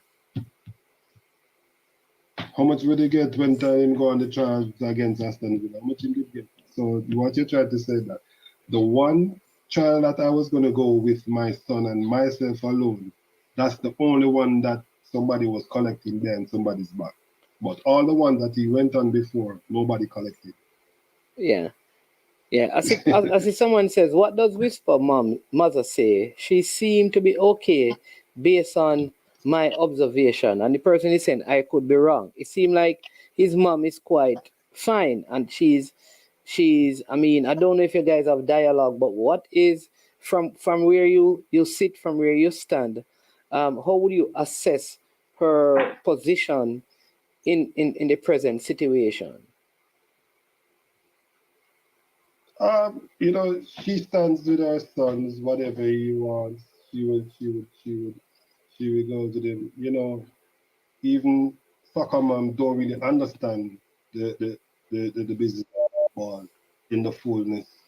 And so she doesn't really understand. So it's easy for him to manipulate her. And I guess that's what he's doing. Yeah.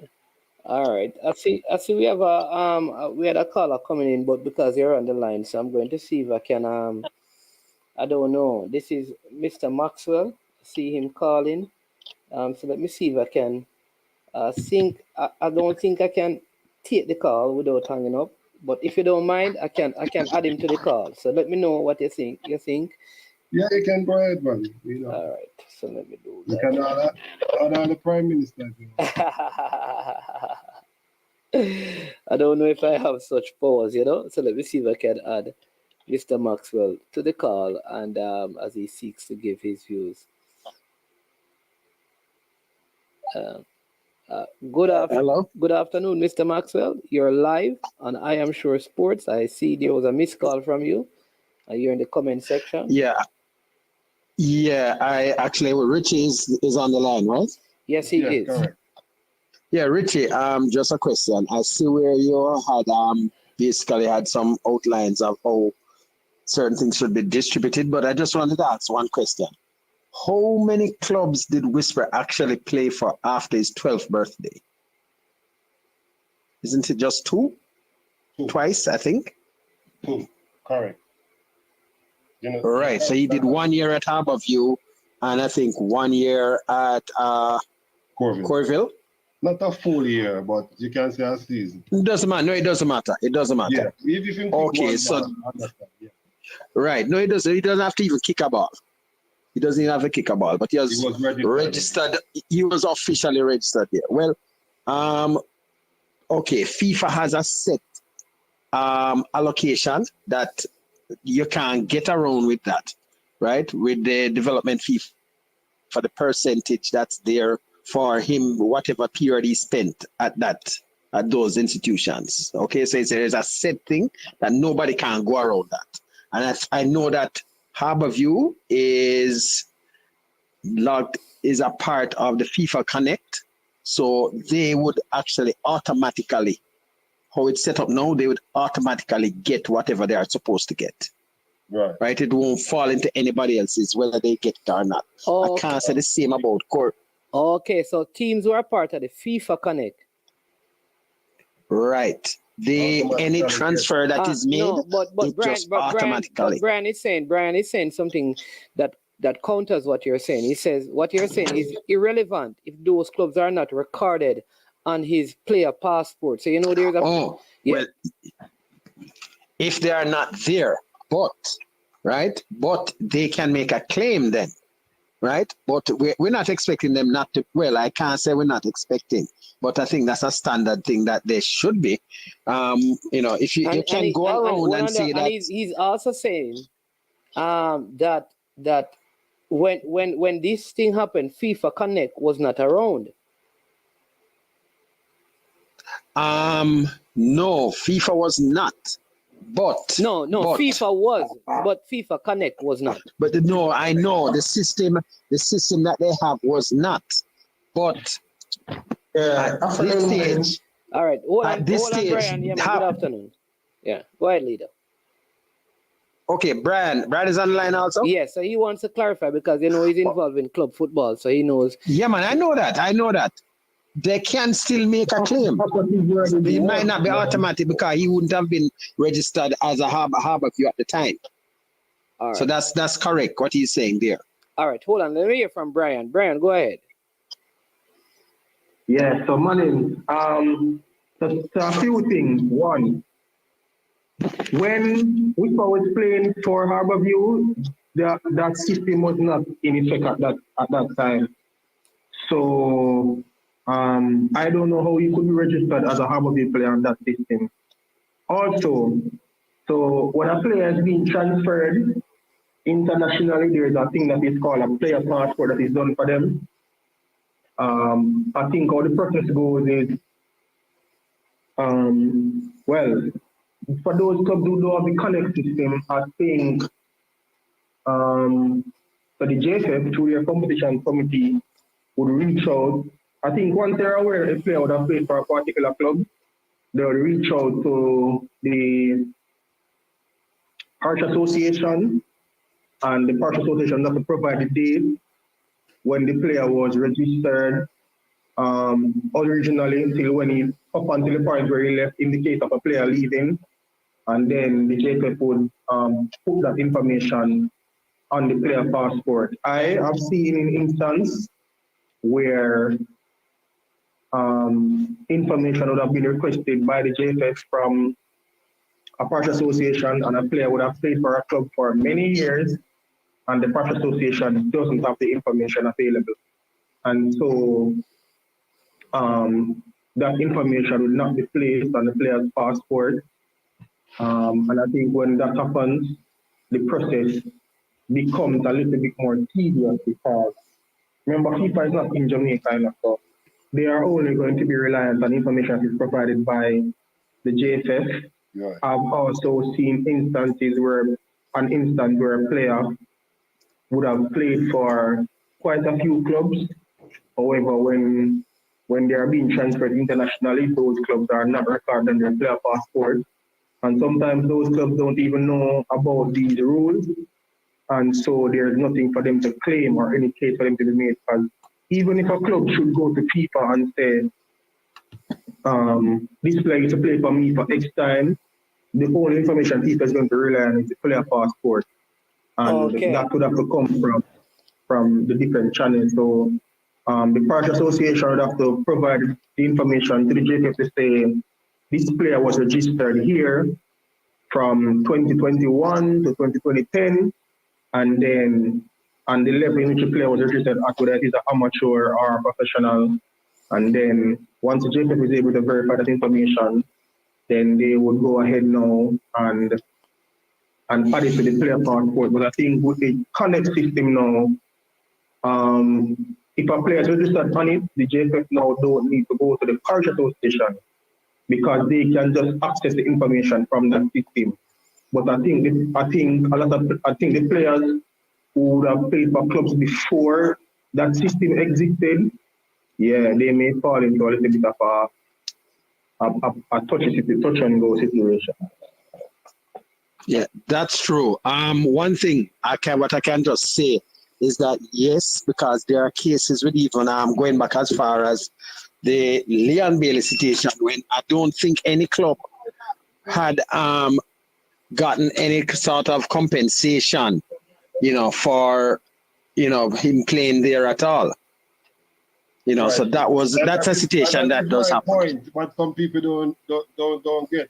He always tried to cut out Jamaican out of everything. It's always trying to be his action, not the rest of Jamaica, not the JFL. Brian, we're getting a terrible. You have to mute when you're not talking. There's a terrible. Brian.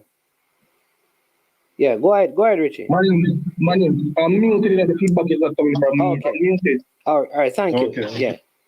Go ahead, Richie. Yeah, man. It has to. Jamaican football has to win, and situation occur. And and I must say this. There are activities being done, and people don't understand what been done over and over as we go along, and I have let it slide over and over. The Austria situation, when the kid needed both parents' signature to go, and he went, and I didn't sign. I said nothing. He went on a trip, first trip to Chelsea. Austria, when you say Austria, that is a national team going to Austria?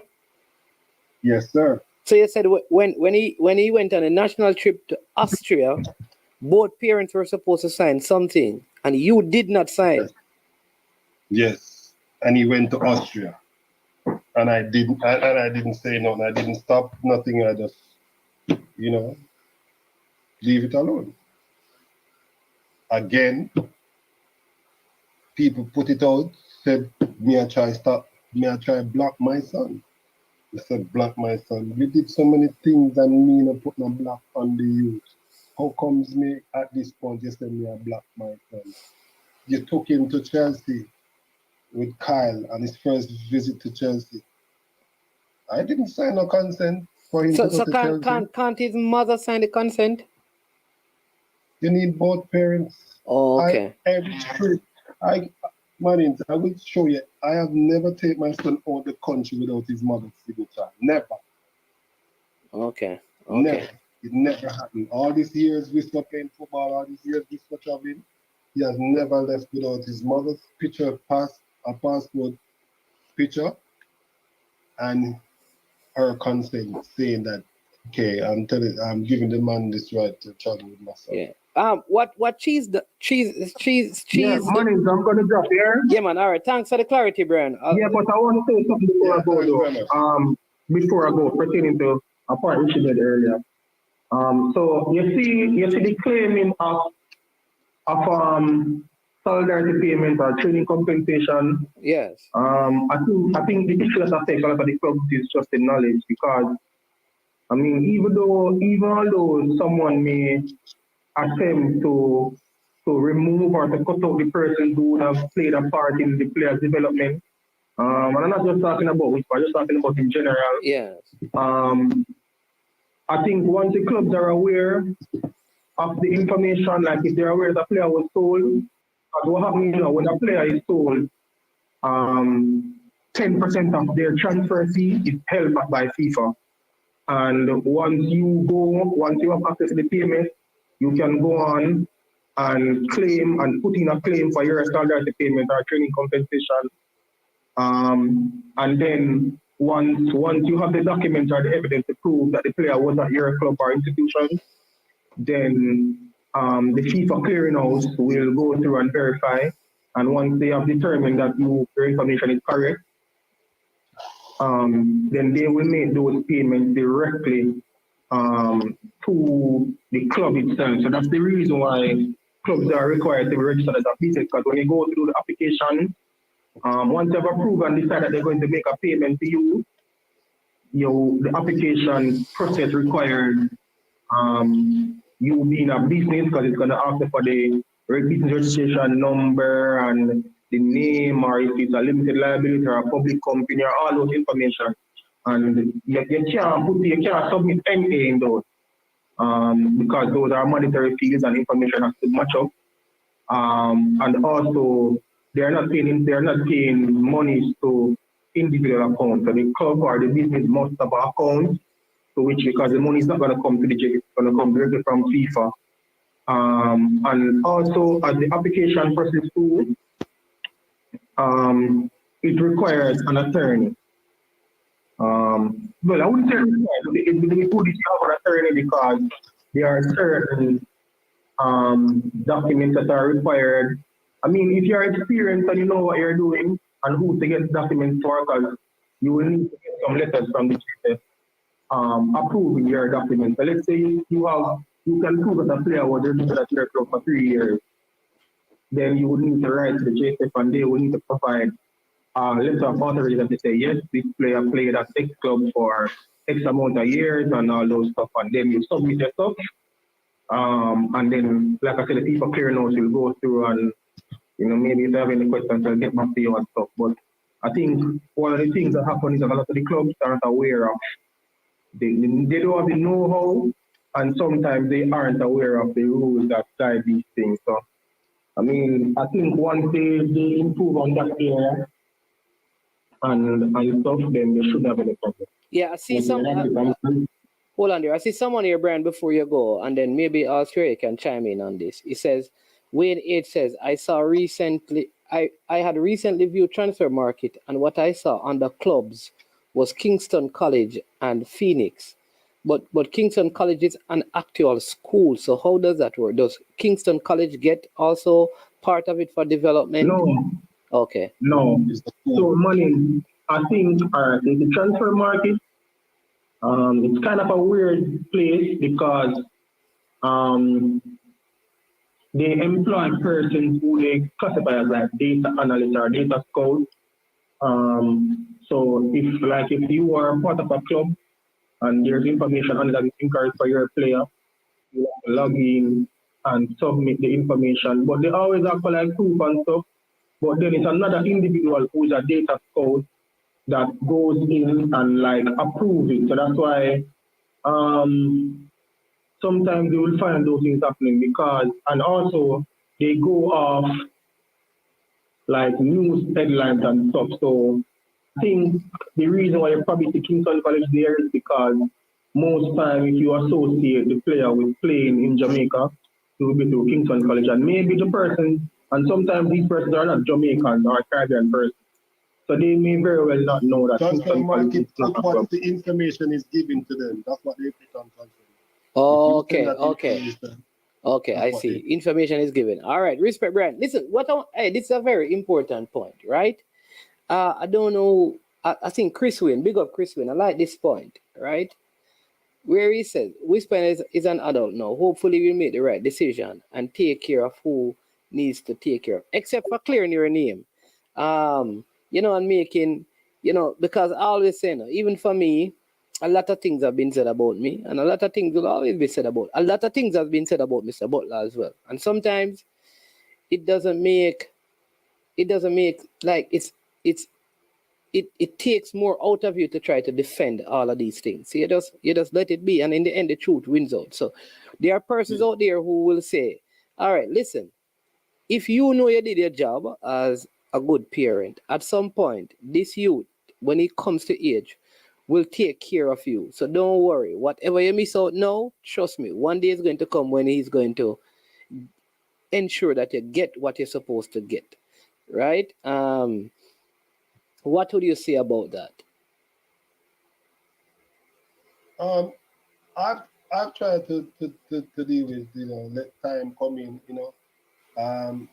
I don't know if you can put up that last text message that I sent to you on your screen when they asked me, when they found out that they need my signature for him to go to Austria, and people are asking why I didn't sign. And I wrote a lovely letter out there. I don't know if you want to put it up so all the doubters. Oh, this is about how I can assist. Right. All right. You say you want me to put it up? Yes, sir. All right. All right. I don't want to do anything without your permission. Right. Yeah, that's right. Man, the amount of evidence I have, I can make you put up a whole day and you show up for 6 hours. Yeah, but in fairness, I always say to people, I am like this, Even if I don't agree with the other person, I think they have a right to defend themselves. You understand me? So I would not.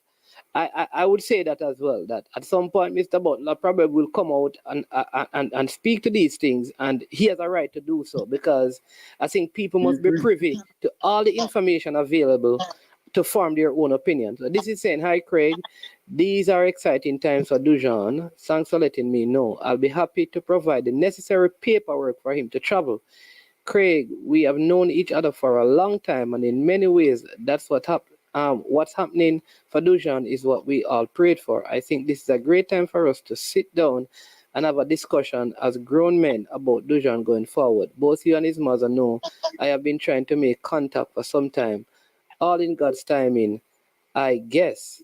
I am flexible this week as Dujan is obviously a priority. I'm happy to have the discussion with legal representation present so everyone is clear about what's being said with no misunderstanding. Please let me know your availability.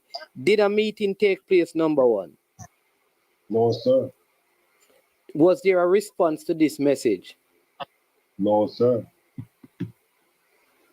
All right. Why was it necessary to include legal representation?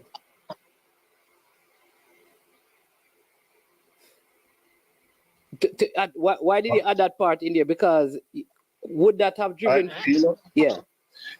The legal representation part is the part where anytime you have to have paper trail. Anytime you're doing anything with this person, so the lawyer will be the mediator in all of this going forward. Okay. I see what you mean. So it was more for mediation purposes. It's not really for the mediation purposes, but you say if we had a disagreement, there's somebody in the middle of it to saying that, okay, this cannot happen here, that cannot happen here. This is the best way going forward. Whatever. Okay. But here's what I believe, right? I can speak to like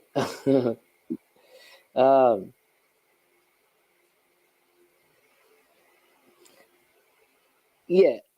I again I always say this must be a very difficult situation, but I have to believe that at some point, like the kid will do the right thing, and I believe that no matter what, Craig Butler is going to be a part of his life because he did work a lot with him to get him where he's at. That's one. Secondly, that I don't think he's going to grow up forgetting what you did. And it may take longer. And I think the focus of all of this should be how can I restore what has been broken with my son? Because at the end of the day, money can't buy a relationship. In other words, like for me, like I would trade all the money to have a good relationship with my son. I'd give up all of that. I'd give up the house. I'd give up the car. I'd give up the accomplishment just so that I could have. I'd rather a next man be rich and I be poor so that I could have a relationship with my kid. That's how I see it, because what I know is that is way more better. Sorry about that, man. When was this issue of money for me in this? Yeah, my issue is to become a pro. Exactly. How come money becomes a debate? That is what I want, because some people believe that when this issue becomes money becomes an issue. I have a daughter who is going to become a biochemical engineer. I have a son who is studying to become a lawyer. Yeah. I have an NBA brother. When is money an issue in this for me? When was it? My job as a father is for you to become the professional that you choose to become. Yeah. And the one that you choose take a lot of time. It took a lot of time. Yeah. I know that because a lot of people, like I keep on saying, that you have good relationship with your and there's a personal side. I mean, your father was big in the Jamaica Constabulary Force. I mean, big, like I said, you have a daughter who is well educated, a son who is doing well. You have a brother who is an NBA basketball star that you guys are very close to. All right, you went to GC Foster, so it's not like you understand me. You have your own giftings and callings, and so I'm glad that you really raised that issue, because sometimes though, Richie, what I'll say is that every time people hear about contract and stuff, while you may be speaking about how those things broke down, and think people are thinking that it is because you know it's the money, it's because money is there. So I want you to make it clear that beyond the money, it is the idea of reconciliation with my son and setting the record straight about my own character and my reputation that has, like you said, it has been dragged through the mud. Right. Correct. Yeah. And that is the part. And you see, they always choose YouTube pink one to do all the uneducated work. And it is also affecting the mass people because it's like you sit down around a bingo table all day and I try listen to the latest mix up because you're there and you hear it and you go down at the next shop and say, yo, I saw this happening a while ago. So that's what they do. They just listen to hearsay and mix up, put on them pieces here and there. Yeah, I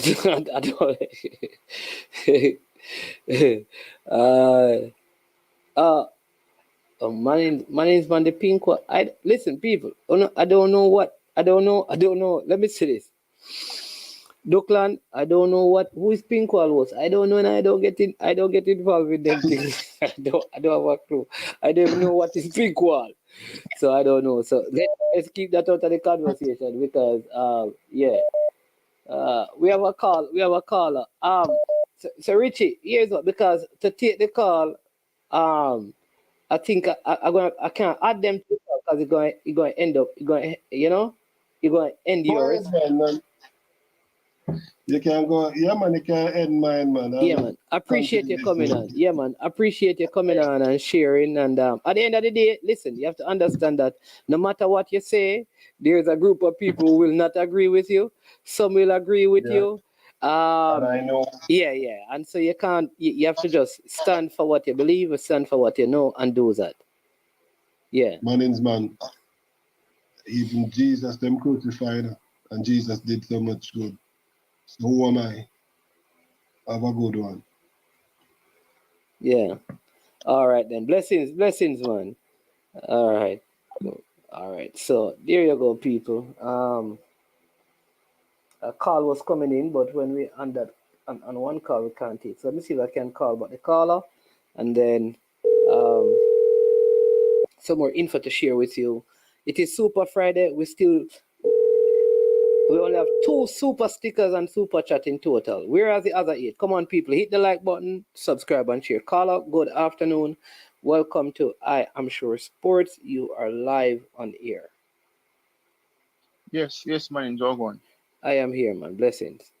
I guess you're in a good mood because the team is at the top of the table, you know? Well, I want to talk about the draw, you know? Oh, go ahead. You know, having Venezuela, Ecuador, and Mexico, you know, we're all familiar with Mexico. And, you know, before I get into everything, I like how we just had a lengthy discussion for 1 hour about a particular topic, and you just came on and you just went back to the first hour of the show. You're fantastic. Go ahead. Yeah, so there's a familiar thing with Mexico where, you know, whenever we play Mexico in the mornings, I always think, I'm not going to say we play particularly well for the whole 90 minutes.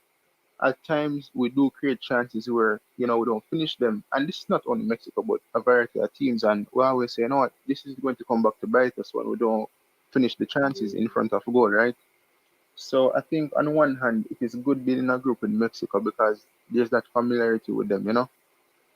Ecuador and Venezuela on one hand, you know, South American countries, when you look at Jamaica facing these countries, we'll definitely have to bring that physical aspect towards these teams, you know, because we know the South Americans are fast here and they're physical, they take the game to you, you know. And I don't want the reggae boys or Jamaican fans going into this Copa America tournament thinking because we have a couple of Premier League players, it's going to be a walk in the park, you know. I think that if the team is cohesive enough and if on the tactical side we're smart, we'll get results and we'll come out of this group because we do have the players. But let us not be blinded by the fact that there are a couple of Premier League players within the Jamaican national team. That's on paper, it's all well and good, but on the field across 90 minutes, you have to go out there and put in the work across all facets and aspects of a football game. On the defensive side, in the midfield, I'm going forward on the attacking side. So one hand you're defending, and the next hand you're scoring goals. You get what I'm saying? Yes.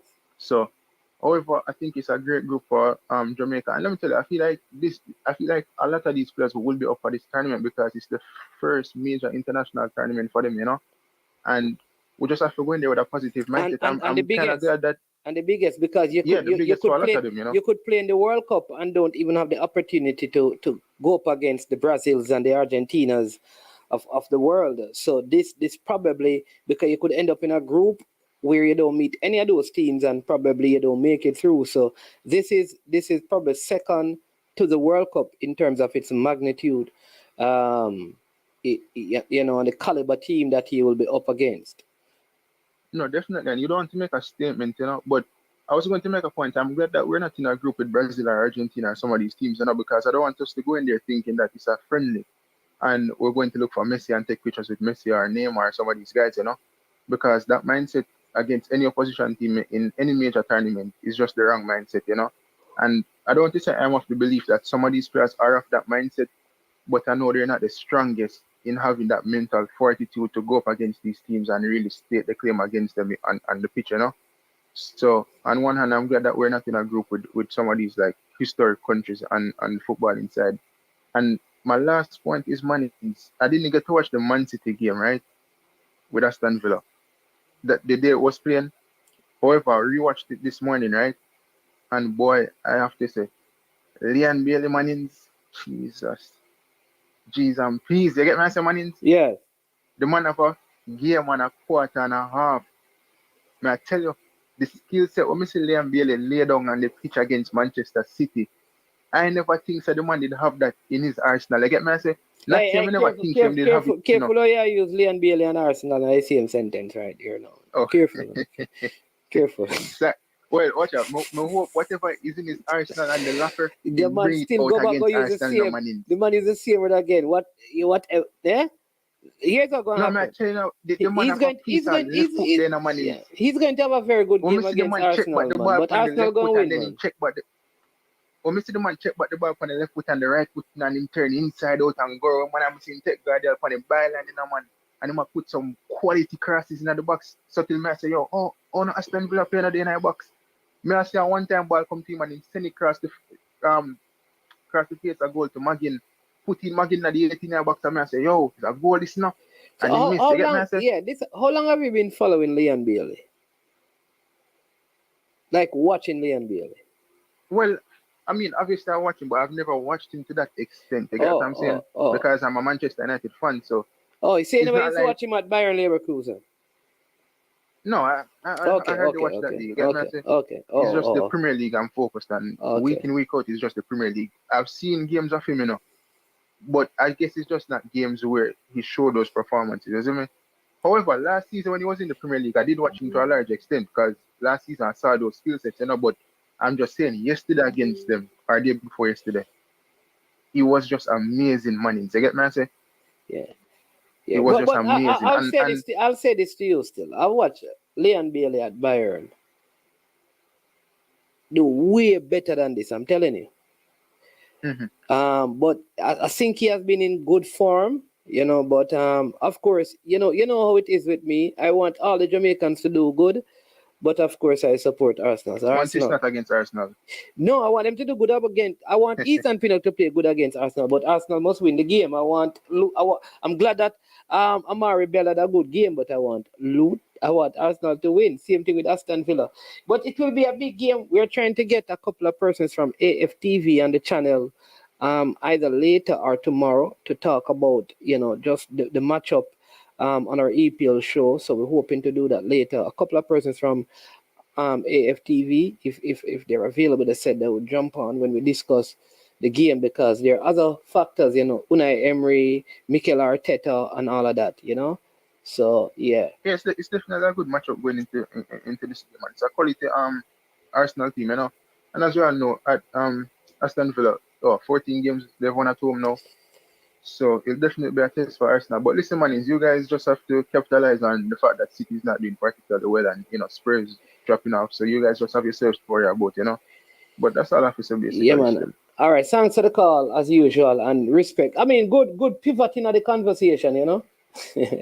Yeah, man, bless All up. right, every time. All right.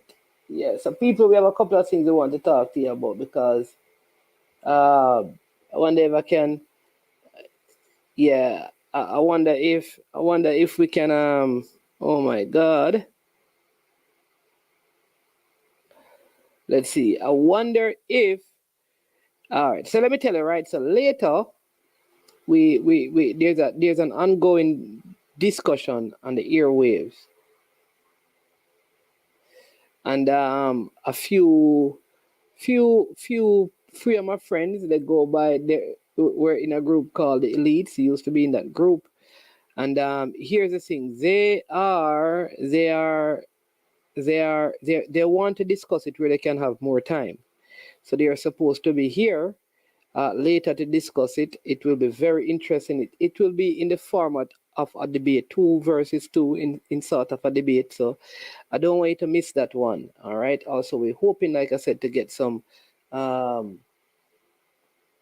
yeah, some personnel, if possible, from AFTV on the platform. No, man, I'm not worried. Listen, people don't understand that Arsenal has one of the better defensive records and right up there on goal scoring. Some of the best stats in the league is Arsenal. If you were to pick a Premier League 11 right now, you have at least four Arsenal players would be in it. If you pick a Premier 11, right? Premier League 11. All right. We're going to close the show. We're going to close the show with that. Let's go to Squad Builder. Squad Builder. All right. We're going to play 4-4-3-3. All right. One at the pivot. This formation. All right. Let's go. Let's go with this. All right. Right here. Bukayo Saka. Bukayo Saka. All right. Right here, you have to put Declan Rice. Declan Rice. No joke. All right.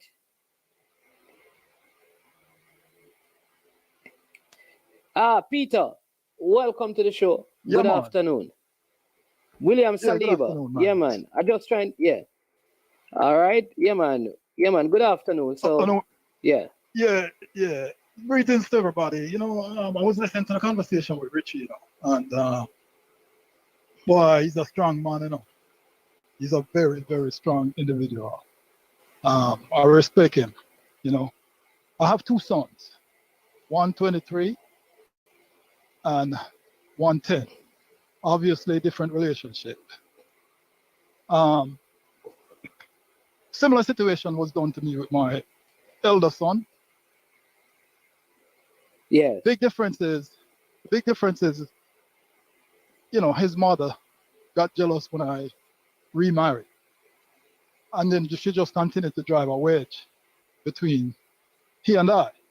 Nobody, unless you've been through the situation, nobody knows how it feels. Okay? Yes. Nobody knows how brokenhearted this man is. Right? The big difference here, Manins, is that this was done by a jealous mother, just out of sheer jealousy. We're looking at a situation now where I haven't heard anybody highlight. I don't have anything personal against Mr. Butler. I think he has done good for Jamaican football. But I haven't heard anybody say, anytime they talk about this, what kind of man does it take to do this to another man? Out of sheer greed. This is not even jealousy, like a woman doing it to a man, because I get to understand from my situation and from dealing with people and talking to even attorneys, and it's a common thing that women do to men, right? This is a man doing this to another man out of sheer jealousy. This is not a father who was a deadbeat father. This was a man that was really involved in his son's life, right? And this other man, has driven a wedge between a father and son, all in the name of the almighty dollar. You know what kind of person that has to be? Now, again, I don't have anything personal against Mr. Butler, but my God, man, how do you sleep at night, Craig? Really? And so I just want to highlight that part of it, because everybody seems to say, oh yeah, Craig is this, Craig is that. Sometimes people, bash Craig, the same lie, that kind of thing. Sometimes they praise him, you have people on both sides. But I'm here to hear one person highlight this fact, And I think Richie is a gentleman, and why let me say I don't know and do it and keep him calm, because that is a tough pill to swallow. It's hard for me to swallow it because, of my situation, but again, I there's a part of me that kind of understand it. Coming from a jealous mother. Not condoning it, should never have done it, but I don't understand it coming from another man who also have a son. What if somebody had done this to you, Craig? It's a wicked thing to do. And so I just am beside myself. There's nothing that Craig Butler can do for Jamaica's football that will ever make me feel good about anything he does because of this one other thing that he has done. I think this overshadow, at least in my opinion, everything good you have done, Craig. I believe Craig needs to make this right. At some point, I hope that Whisper will find his way, but I think Craig has a responsibility to correct this. And that's all I have to say, Virgil. All right. Give thanks for allowing me to. Yeah, man. That's what it's about, giving people the opportunity to express themselves. You understand me? Knowing that there are persons who don't really and not everybody agrees, but you have to give your point. All right. But man. All right. Blessings and respect every time, Peter. Yeah, man. Yes. Give thanks. Cool. All right. So there you go, people. On the screen, I have what I believe is some of the better players this season. If I were going to pick a starting 11, these are some of the players that I would pick in there. All right. So I have Trippier, Rice, Saliba, Van Dijk, Douglas Luiz, Bukayo Saka. I had to put Bukayo Saka and also Mo Salah in the team. All right. And this is how I've done it. You understand me? Martin Odegaard, I'm telling you, don't feel, you can tell me who I need to drop out, people. There you go. So all I need now is a striker and a left back. But I have a man, a Jamaican, who was at the draw yesterday. I mean, so I'm going to invite him to come on and give us his thoughts from the draw, what he saw there. And what are his expectations? You know him, he's probably the most trending TikToker, Instagrammer right now, Jamaican. You understand me? If you want to know what is going on YouTube and who to laugh at, this is the man. You need to follow him. He has some of the funniest posts out there. Yeah, so let's welcome Kerry. Yes, sir, Mr. Management. How are you? I didn't realize I was on TikTok. I know I'm on Instagram, but I didn't realize I was on TikTok as well. Please do not click that and put it out there. Somebody's get that wrong. Yeah, so let me take off. Let me take off this. You know what the Jamaican people call you, right? Click boss. Clip boss. I've heard it. Yeah, I've heard it. I think it's an app nickname because it does happen some clipping every now and then. Yeah, man. But welcome and good afternoon, Kira. I know you probably traveled back home having been at the draw last night. I mean, just tell us a little bit about the experience, the group, and just yeah. What are your thoughts on like who's coming out of the group? We spoke to Simon earlier, so give us your take. Yeah, I didn't get to see it, but yeah, I traveled home 10 minutes because the draw, I live in Miami at the moment, and the draw was in downtown Miami, James L. Knight Center. So it wasn't far at all. Matter of fact, I didn't actually plan to go to the draw. I was actually stopping by there on the way home from work, and saw somebody that I knew that had a ability to get me accreditation to get in. So the draw itself was interesting. I don't know how much you discussed the groups and the way the groups were selected. I mean, you can go ahead and explain to the people because Simon, but go ahead. He didn't cover that. Yeah, I think Simon probably knows more. But like I was at the draw. Obviously, it's Copa America, so a lot of it, the instructions and the discussion was in Spanish. So the understanding that I got when I was listening to it is that before the draw started is that they had certain rules as to which teams could be in which groups. So my understanding was that there had to be at least one CONCACAF team in each group. So no more than 3, CONMEBOL teams, and no more than 2 CONCACAF teams in each group. So that was the prerequisite before the draw started. So at one point, they actually put up the groups that put us in Brazil's group. Yes, right. And then subsequent to that, then we ended up in Mexico's group. So I'm not even sure I don't know if Simon explained the full story as to how that ended up happening. Because usually what happens is when you have, groups that have certain requirements, for example, if they draw like the third pot team and it can't go into a certain group, then they move them to the next group. So they actually put up the 4 groups on the screen with us in Brazil's group. And then, a matter of fact, it was after I actually left the room that I realized that we were in the group with Mexico. So I think the draw itself was interested in that way.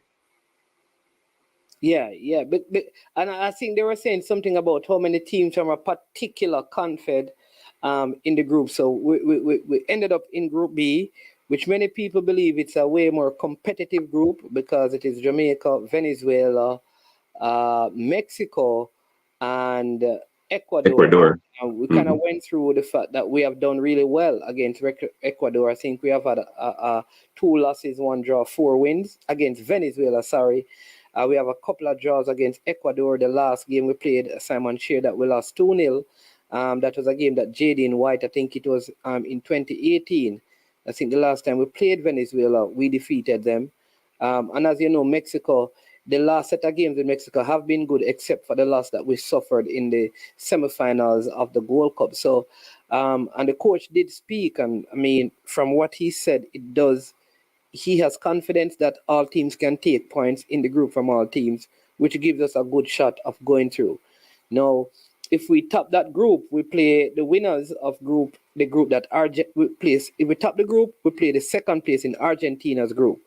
That is with Chile, Peru, Argentina, and Canada or Trinidad and Tobago. All right. And so I think it will be good to top that group because I think Argentina will top their group. And we don't want to finish second in our group because that would mean that we meet Argentina in the quarterfinals.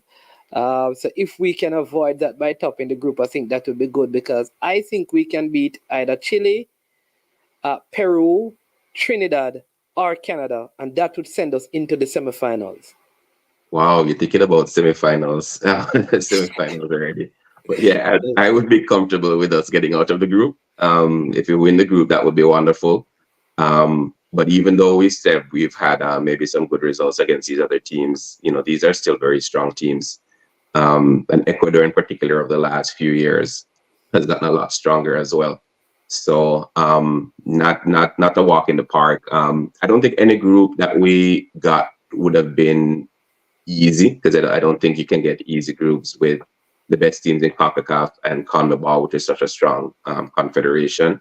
So unless maybe we drew Peru or maybe Bolivia, I don't think we could have gotten an easy group. But I think overall, like you said, I think it's a balanced group. I think I agree with Coach that depending on how it goes, teams could actually take points from each other. So it's not necessarily where one team will kind of just dominate. I think it'll be fairly even. So I'm interested. I'm looking forward to it. And also, I guess the location of the games. I was hoping that we would be in A or C, where we'd have a game close to us. But it's going to be in. I know one of the second game is in Las Vegas. One of the games is in Austin, Texas, and then the other game is in the other part of Texas. So yeah, a lot of traveling if people want to follow the team. And then the only way we get to the East Coast is if we go to the semifinals and finals, because the quarterfinals are in the Midwest. Yeah. Yeah, pity, because Orlando had 2 games. I was hoping that one of our games would be in Orlando, but so for those that are going to be traveling to support the team, it's going to be complicated like the Gold Cup was. So we'll see how it goes in terms of organizing our fans to get there. Eagle Republic says that my chest is too high. You understand me? Just want. I can never agree. I'm with I'm with Eagle Republic, and that's really that. Yeah, I just want us to be competitive. Yeah, I just want us to be competitive. If we get out of the group, that would be lovely. But I'm not expecting a walk in the park. No, it's not a walk in the park. But if we win 2 games in this group, I believe that we can beat Mexico. Although, I mean, Ecuador are third in the South American qualifiers on 12 points, and Venezuela are 9 points. Ecuador are 4th, Venezuela 4th, on 9 points. Ecuador are 5th on 8 points, and they are just above Brazil. All right. Man is out here wanting first in the group. Yeah, I want first in the group because I want to avoid. If I'm going to go through to the quarterfinals, I want to avoid Argentina, and I suspect that Argentina is going to top their group. So if Argentina top their group, then, and I'm saying that I want to finish second. I'm really saying that I want to meet Argentina in the quarterfinals, which, while I believe we can do something, I think it will be difficult. That's all I'm saying. Chest high. It's a chest high. Yeah. I think we have, and I think because we have kept the same group of players. I mean, we have the Nations League games that will be coming up before that. We have 2 World Cup qualifiers also before we go to the Copa America, and I think that is good competitive preparation leading into the competition. Yeah, I think the most important thing about us qualifying for Copa America is getting the good games. So I know some of us were calling for Jamaica to be banned from football, and if that was the case, we wouldn't be so happy talking about Copa America and Nations League and all of that. But yeah, I think the fact that we're going to get some good games in preparation for the World Cup qualifiers, we don't have to go out and look for games in those international windows. We have those games set against very good teams. I think that will put us in good stead, for the qualifiers. So I think that's the best part of actually qualifying. Well, the people ridiculing me, but Claudine says, I want to not work for the next year and still get paid. She's making mockery of my belief that we can top the group. Like, I don't know. I don't think it is as impossible as people are making it seem. But is there a lot of excitement in the diaspora, in the States about this? I mean, how are the Jamaican fans feeling, seeing that the games are in the West Coast, and how can we get, massive numbers? Because this favors Mexico more so than probably any of the other teams in this group, because a lot of Mexicans are out west. I mean, they're everywhere, but I think predominantly out in the West. Yeah, true.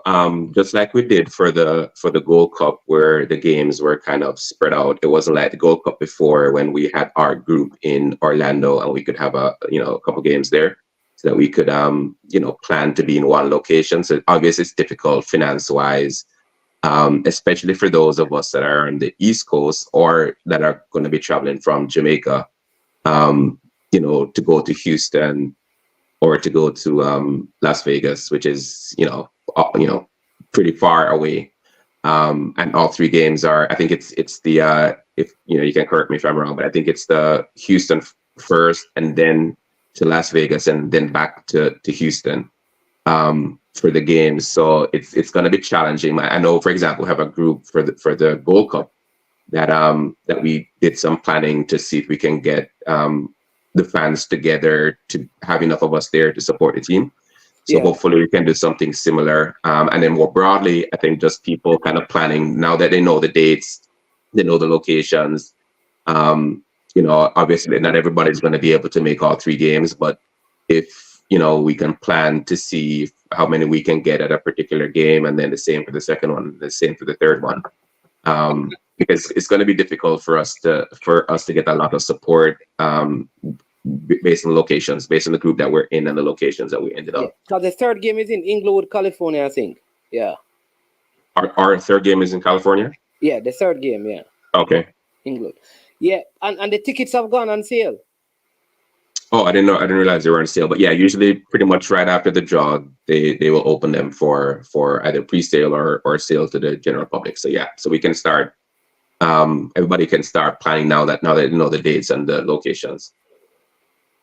Yeah, and Ishmael is saying that we have been doing quite well away from our fans. Well, to be honest, like none of the games that I've been to recently, whether it be the Gold Cup games or that recent game in New York, I can't say we had a lot of fans, in any of those locations. I think the Canada game was the best turnout of Jamaican fans that I have seen since we have been traveling. Okay, so I guess it's because I wasn't there. That was the one game that I didn't go to. So maybe they came out because I wasn't there. So good that we had that support in Canada. But yeah, in the other places, even in New York, I don't know if it's because it was not the first string team. But the game that we had in New Jersey, wasn't really that well supported by the Jamaicans. So. Yeah. I'm wondering. Listen, I think it is because it wasn't a competitive game. For some reason, if we get, all right. They're saying that Drew was wrong. It's Houston, Vegas, and then Austin. Right. That's what I thought. Clip Boss had it right. So hold on. So does Clip Boss clip you with the wrong information about going to California? He would be a good person to clip it on Jason. Yeah. The thing is, when I looked at the schedule, I have some family in California, so I usually say when there's football over there, then I end up over there. Just like how we had, we went to California the other day for a game. So that's why I knew it wasn't California, because when I looked at the schedule, California was one of them. So yeah, I think I'll spare you the clipping this time since I'm on the show. Yeah. But I mean, we have some reggae boys, I think, out in Vegas. I know Omar Daly, he's out that side, and Betty. How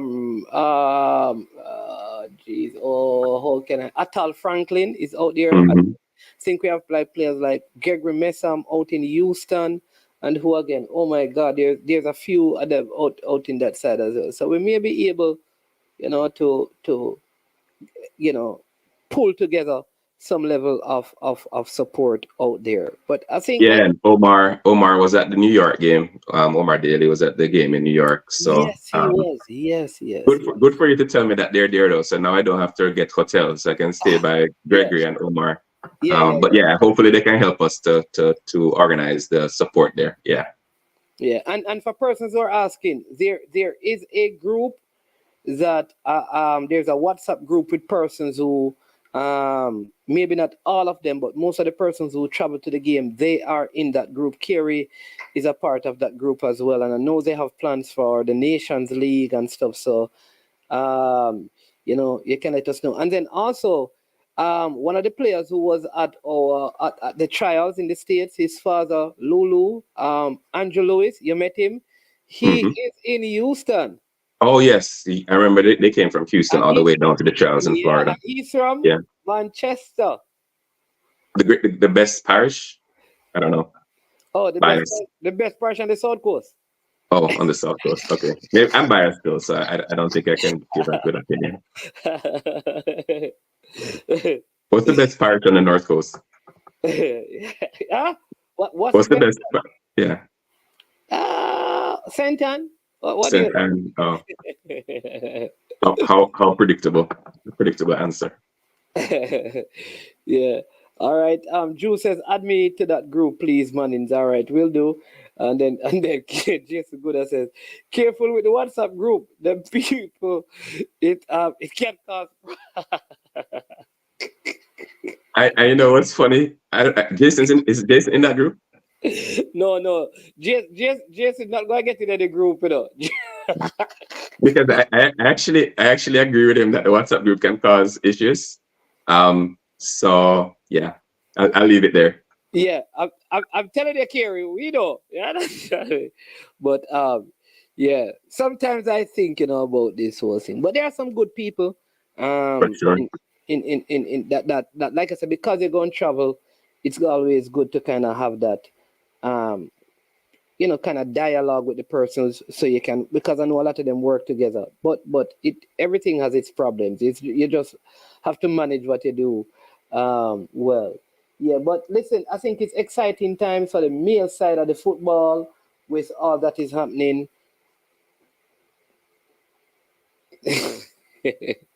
One say, "Ah, Jesus, I don't know. I can't get away from these things, I'm afraid of the group thing."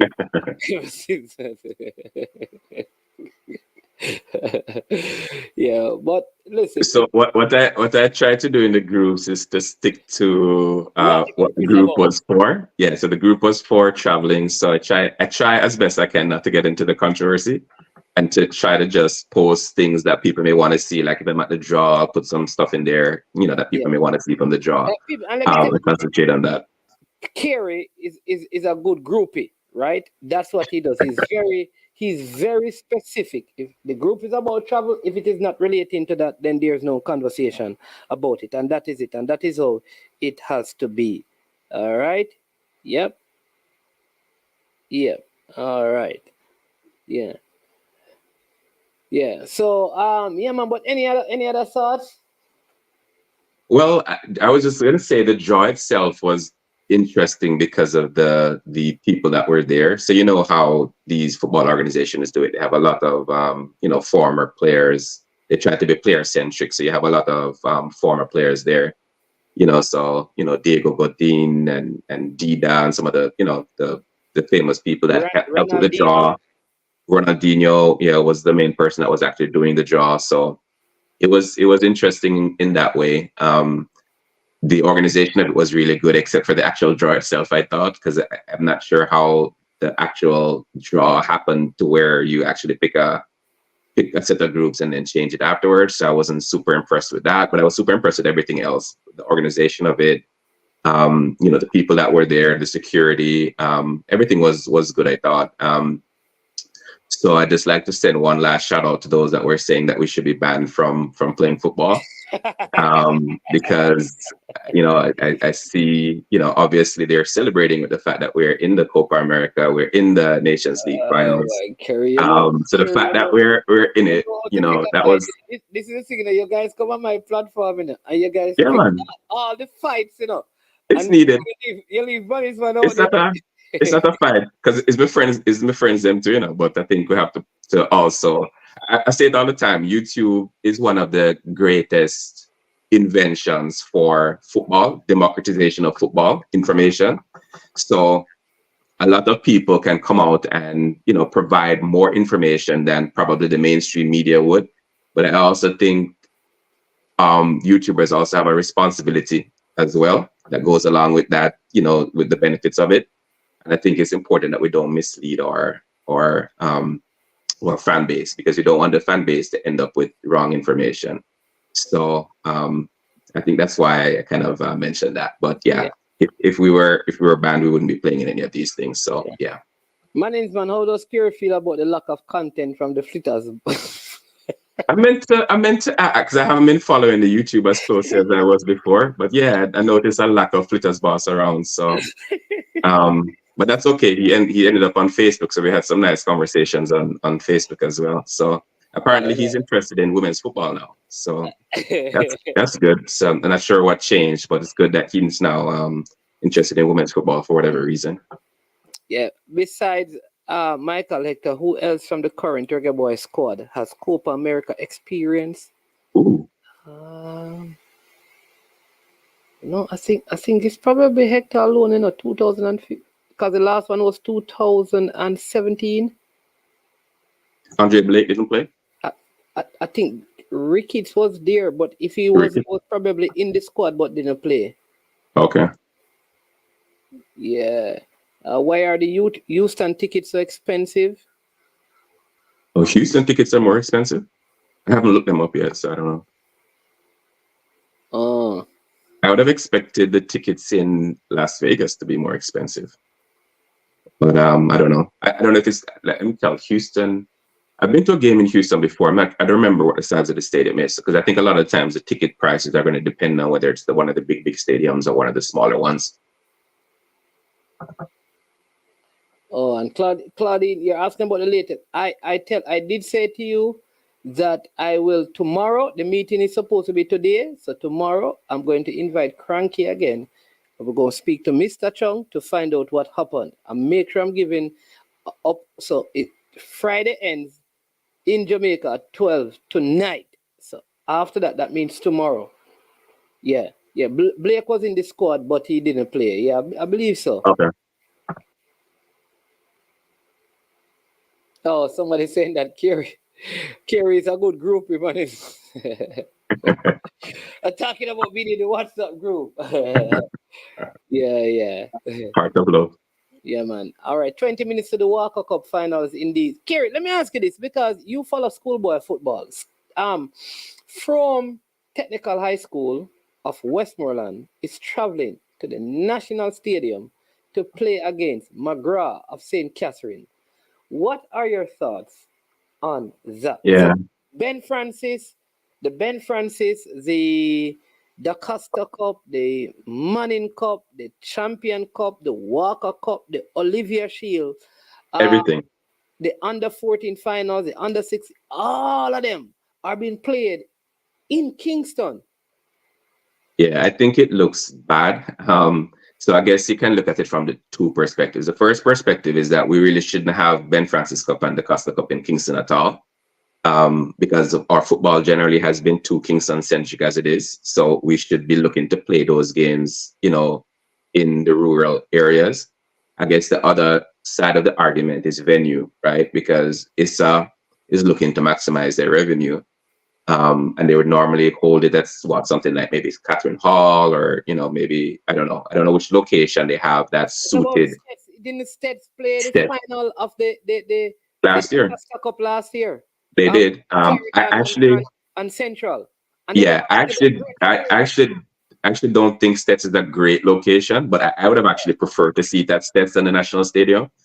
But again, I'm not the one that I don't know how it works in terms of how much Stets cost them, which is Mr. Wellington's school, as opposed to having doubleheader at the National Stadium. But I just think it looks bad for us to have a competition that's representative of the rural parishes, and then all the finals are in Kingston. I don't think that looks right to me. Okay. I think so. I think, and I mean, whatever needs to happen, man, there must be at least, because Premier League games are played at Stets. That's where Treasure Beach, Mount Pleasant was going to play there. Mm-hmm. Yeah, I went to the last time Treasure Beach played at Stets. I went to that game, so it was good. I guess it depends. A Premier League game with Treasure Beach is not gonna have the amount of people that a final of a schoolboy football competition is gonna have. The Ben Francis, if you play the Ben, you think the Ben. If you play it separately from the Costa Cup. Yeah, Frome versus McGrath. You think that will be such a massive game? I don't. I think. Isn't it because aren't they playing a doubleheader? Aren't they playing the Ben Francis with the Costa Cup? Yeah, but you see what is happening now, because many people are saying because of this, everybody calling these two cups now the Losers Cup. And so what is happening is that it's like people just go in there waiting to see the second game. I think they should have been played independent, the Costa Cup and Manning Cup final, and give people something to look at. I think in theory you're right. I just don't know, because I think we always have to look at things from both sides. So I think in theory, first of all, it should be a standalone game. so that we don't keep harping on the Losers Cup thing. But again, like when you're running the organization, I guess you have to consider financially whether that's viable. But yeah, like just in theory, without thinking about the finances, it should be a separate game. It should be in the rural areas, so that everything is not in Kingston. Even though the Champions Cup, I know, is not rural or urban, but they had a good crowd for Clarendon College and Glenmuir, which is two teams from Clarendon. So from a financial perspective, I guess it maybe strengthens Issa's argument that, okay, people will travel if it's, even if it's Kingston. But again, I just don't think it looks right for Ben Francis final or the Costa Cup final to be played in the National Stadium. I don't think so. Duclan is saying that when he was playing Headley Cup, I was dying to play at Sabina because you are from St. Catherine. So you want to go Sabina. You think the man who is in Hanover wants to play his cricket final? He wants to play at Gerrard Park, which is closer, because he's talking about how much money is going to cost him. Kids having to stay over there, and there is no money from it. So when you consider those things, while the prestige of being in the stadium is big, so what they can do if they really want them to play in the stadium, let the Ben Francis Cup winner and the Walker Cup winner play for something when you're playing the Olivier Shield. Mm-hmm. So the teams would still get the experience. But I don't think it's a good idea to shift all of them, because one thing I know is that no matter how good Catherine Hall is, the Manning Cup final will never be played outside of Kingston and St. Andrew. Yeah, true. Think about it. You think they're going to move KC versus JC to a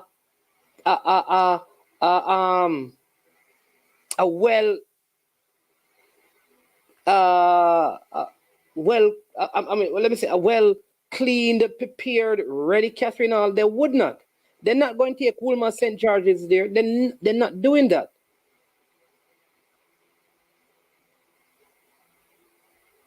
And people had the same issue when they moved Western Relays to GC Foster. And the school stopped participating because the school is saying, Western Relays, why am I traveling to GC Foster College for Western Relays? Yeah. Yeah. But some people are saying the kids want to play in the stadium. So I guess you have to give or take. Hey, but Kerry, thank you, man. How your Liverpool team doing, man? Yep, you have a TV, right? They're doing okay. I think maybe we're a little bit ahead of schedule because we changed out the whole midfield. So normally that's going to take a little bit of bedding down time to get them used to the roles and different things. But I think we're ahead of schedule. We're doing really well. Manchester City a little bit down this year, but again, it's just the start of the season, so I don't think people should read too much into the fact that Arsenal is on top and Liverpool is just a couple points behind, and Man City is in fourth place. I think it's really early in the season and a lot of things can change. Manchester City is obviously playing without, I guess, depending on how you look at it, their best player. So I don't know. If I look at it from Liverpool's perspective, I'm really happy with where we are. Considering what happened last year and considering the fact that we made so many changes in midfield at one time. So I think it's going well. Have a few injuries like everybody else has to deal with, but I'm happy. I'm happy with where we are. So when the season is finished, where do you have Liverpool finishing? Where do I have them finishing? Yes.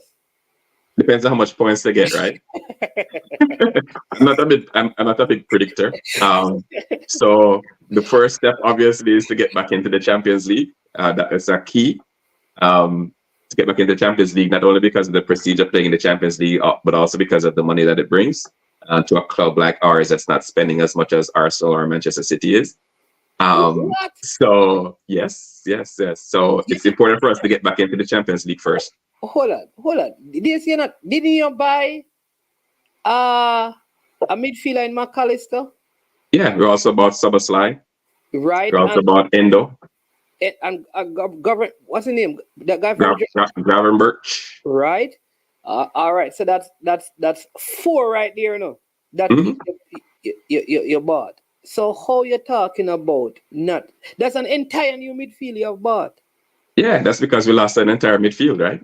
Yes, I don't talk about not spending money, man. No, man. If you're looking at spending money, you always have to do it in comparative fashion, right? So you're going to look at the last 3-4 years, how much Arsenal has spent, how much Liverpool has spent, how much Manchester City has spent. No, So if to me, that's black and white. That's just you're you, talking you don't about have to do any interpretation of that. You can just look at the you net talk spending. about net spend.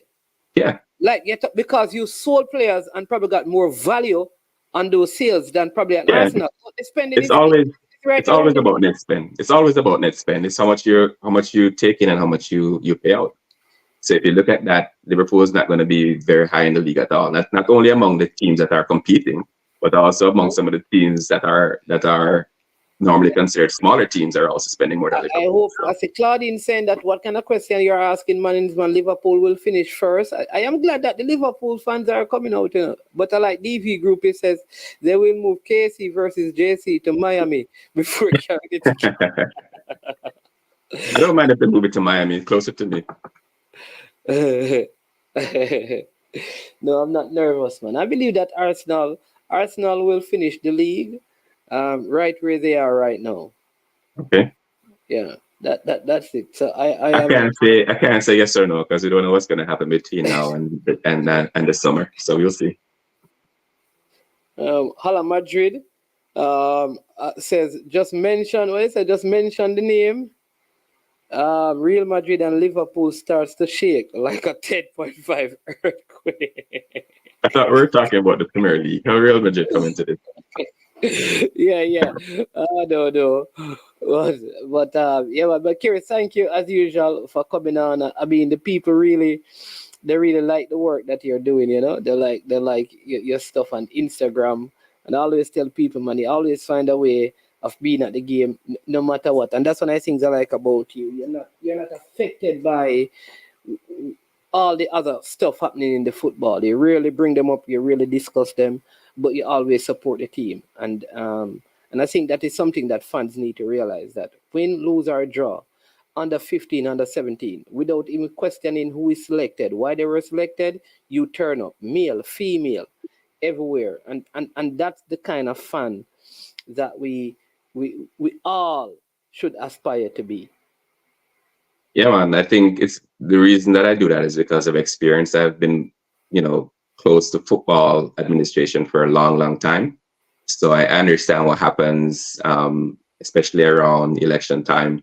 So I know that's something that people are super interested in. So, I kind of want to stick to the football because I think that's what's important. I don't want, different things to detract from us doing well. So I think some of us YouTubers have fallen down that trail.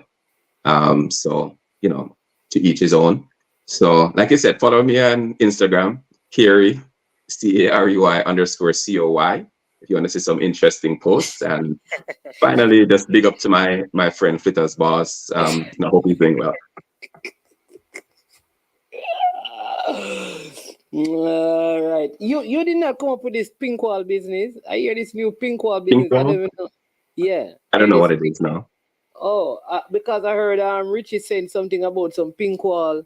I don't know. He was saying something about on the pink wall of YouTube. What is pink? I don't know. I don't idea know. what that is. I'm trying to figure out what pink wall is. Oh, Duckland says leave it alone. Oh, because I don't. Malik is asking, what's your name on Instagram? Mine, it's Carey_COY, CARUI_COY. Oh, so pink wall is a mix up. All right, we can leave that alone. There's actually something called pink wall. Apparently. Okay, all right. People, listen. I don't know, man. Walker Cup finals are on. So again, big thank you to Carey. Thanks to Simon, to Richie, to Brian, to the leader for coming on. Like I said, we have an ongoing discussion on the radio about the importance of 2 points. The last 2 points of a game. The dagger shot is more important than the first 2 points. What is more important, right? And two discussion. And then the other discussion is, can a team play better and lose? Right? Can a team play better and lose? So some of the persons who are part of this discussion and radio will be on the platform later discussing it. So is it the better team that always win? The team that play better that always win? And so, yeah, so let's see how that goes. So we'll be having those persons on later. But I am Manning's man. That is Kerry_Kai on Instagram. Check it out. You know, the best thing out there. You probably see Manning's man get clipped. Perhaps. Yeah, but bless up, Kerry. Always a pleasure having you on. Thanks to everyone who has joined. And also Jason has dropped the so you can yeah man, Kirikoi, there you go. So that is it on Instagram. You understand me? Thanks to everyone who has joined. Listen, come back later. Big up Brain Drain. Today he becomes a member for 2 months. Listen, others, you can be a member of the channel, you know. Very, very, very, very easy. It's like $1 to become a member. $1 a month or some for $5 a month. Very easy to be a member. So you can be a member. Thanks to all the person who contributed by super stickers and super chat. Let me just highlight them. To Drew Ross, thank you. Andre Moore, thank you. Jason, thank you. And Brain Drain, thank you so much for your financial contribution to the platform. Thanks to every person who hit the like button. For the new subscribers, thank you. If you share the content, thank you. For all the comments, for all the calls, even those that, you know, criticize and challenge me, we appreciate them, because you know how cake is. All the ingredients come together, make the cake taste nice. But if you separate them, you may dislike them. So sometimes it's good to have all the opinions so we can have a good cake, a good show. So I am Manning's man. This has been I Am Sure Sports. And you know that when it comes to this point of the show, we say we are over and we are out of here. Yo, watch your bad dog. SK New heard this. The body out there. Sniper King I represent for I Am Sure Sports. You get to me, I say, when you want the latest news and sports and updates and all of that, check out I Am Sure Sports. You know the thing goes in. Remember, cover the whole island. Remember Kingston, Westmoreland, Galchester, Orchard Race, Galtigo Bay. Everywhere. I Am Sure Sports. Check it out for the latest news and latest updates. Sniper King I represent. Where them feel like? Ha. Yeah, someone on for the food from young, from where they knee height. I Am Sure Sports. Yeah, dog.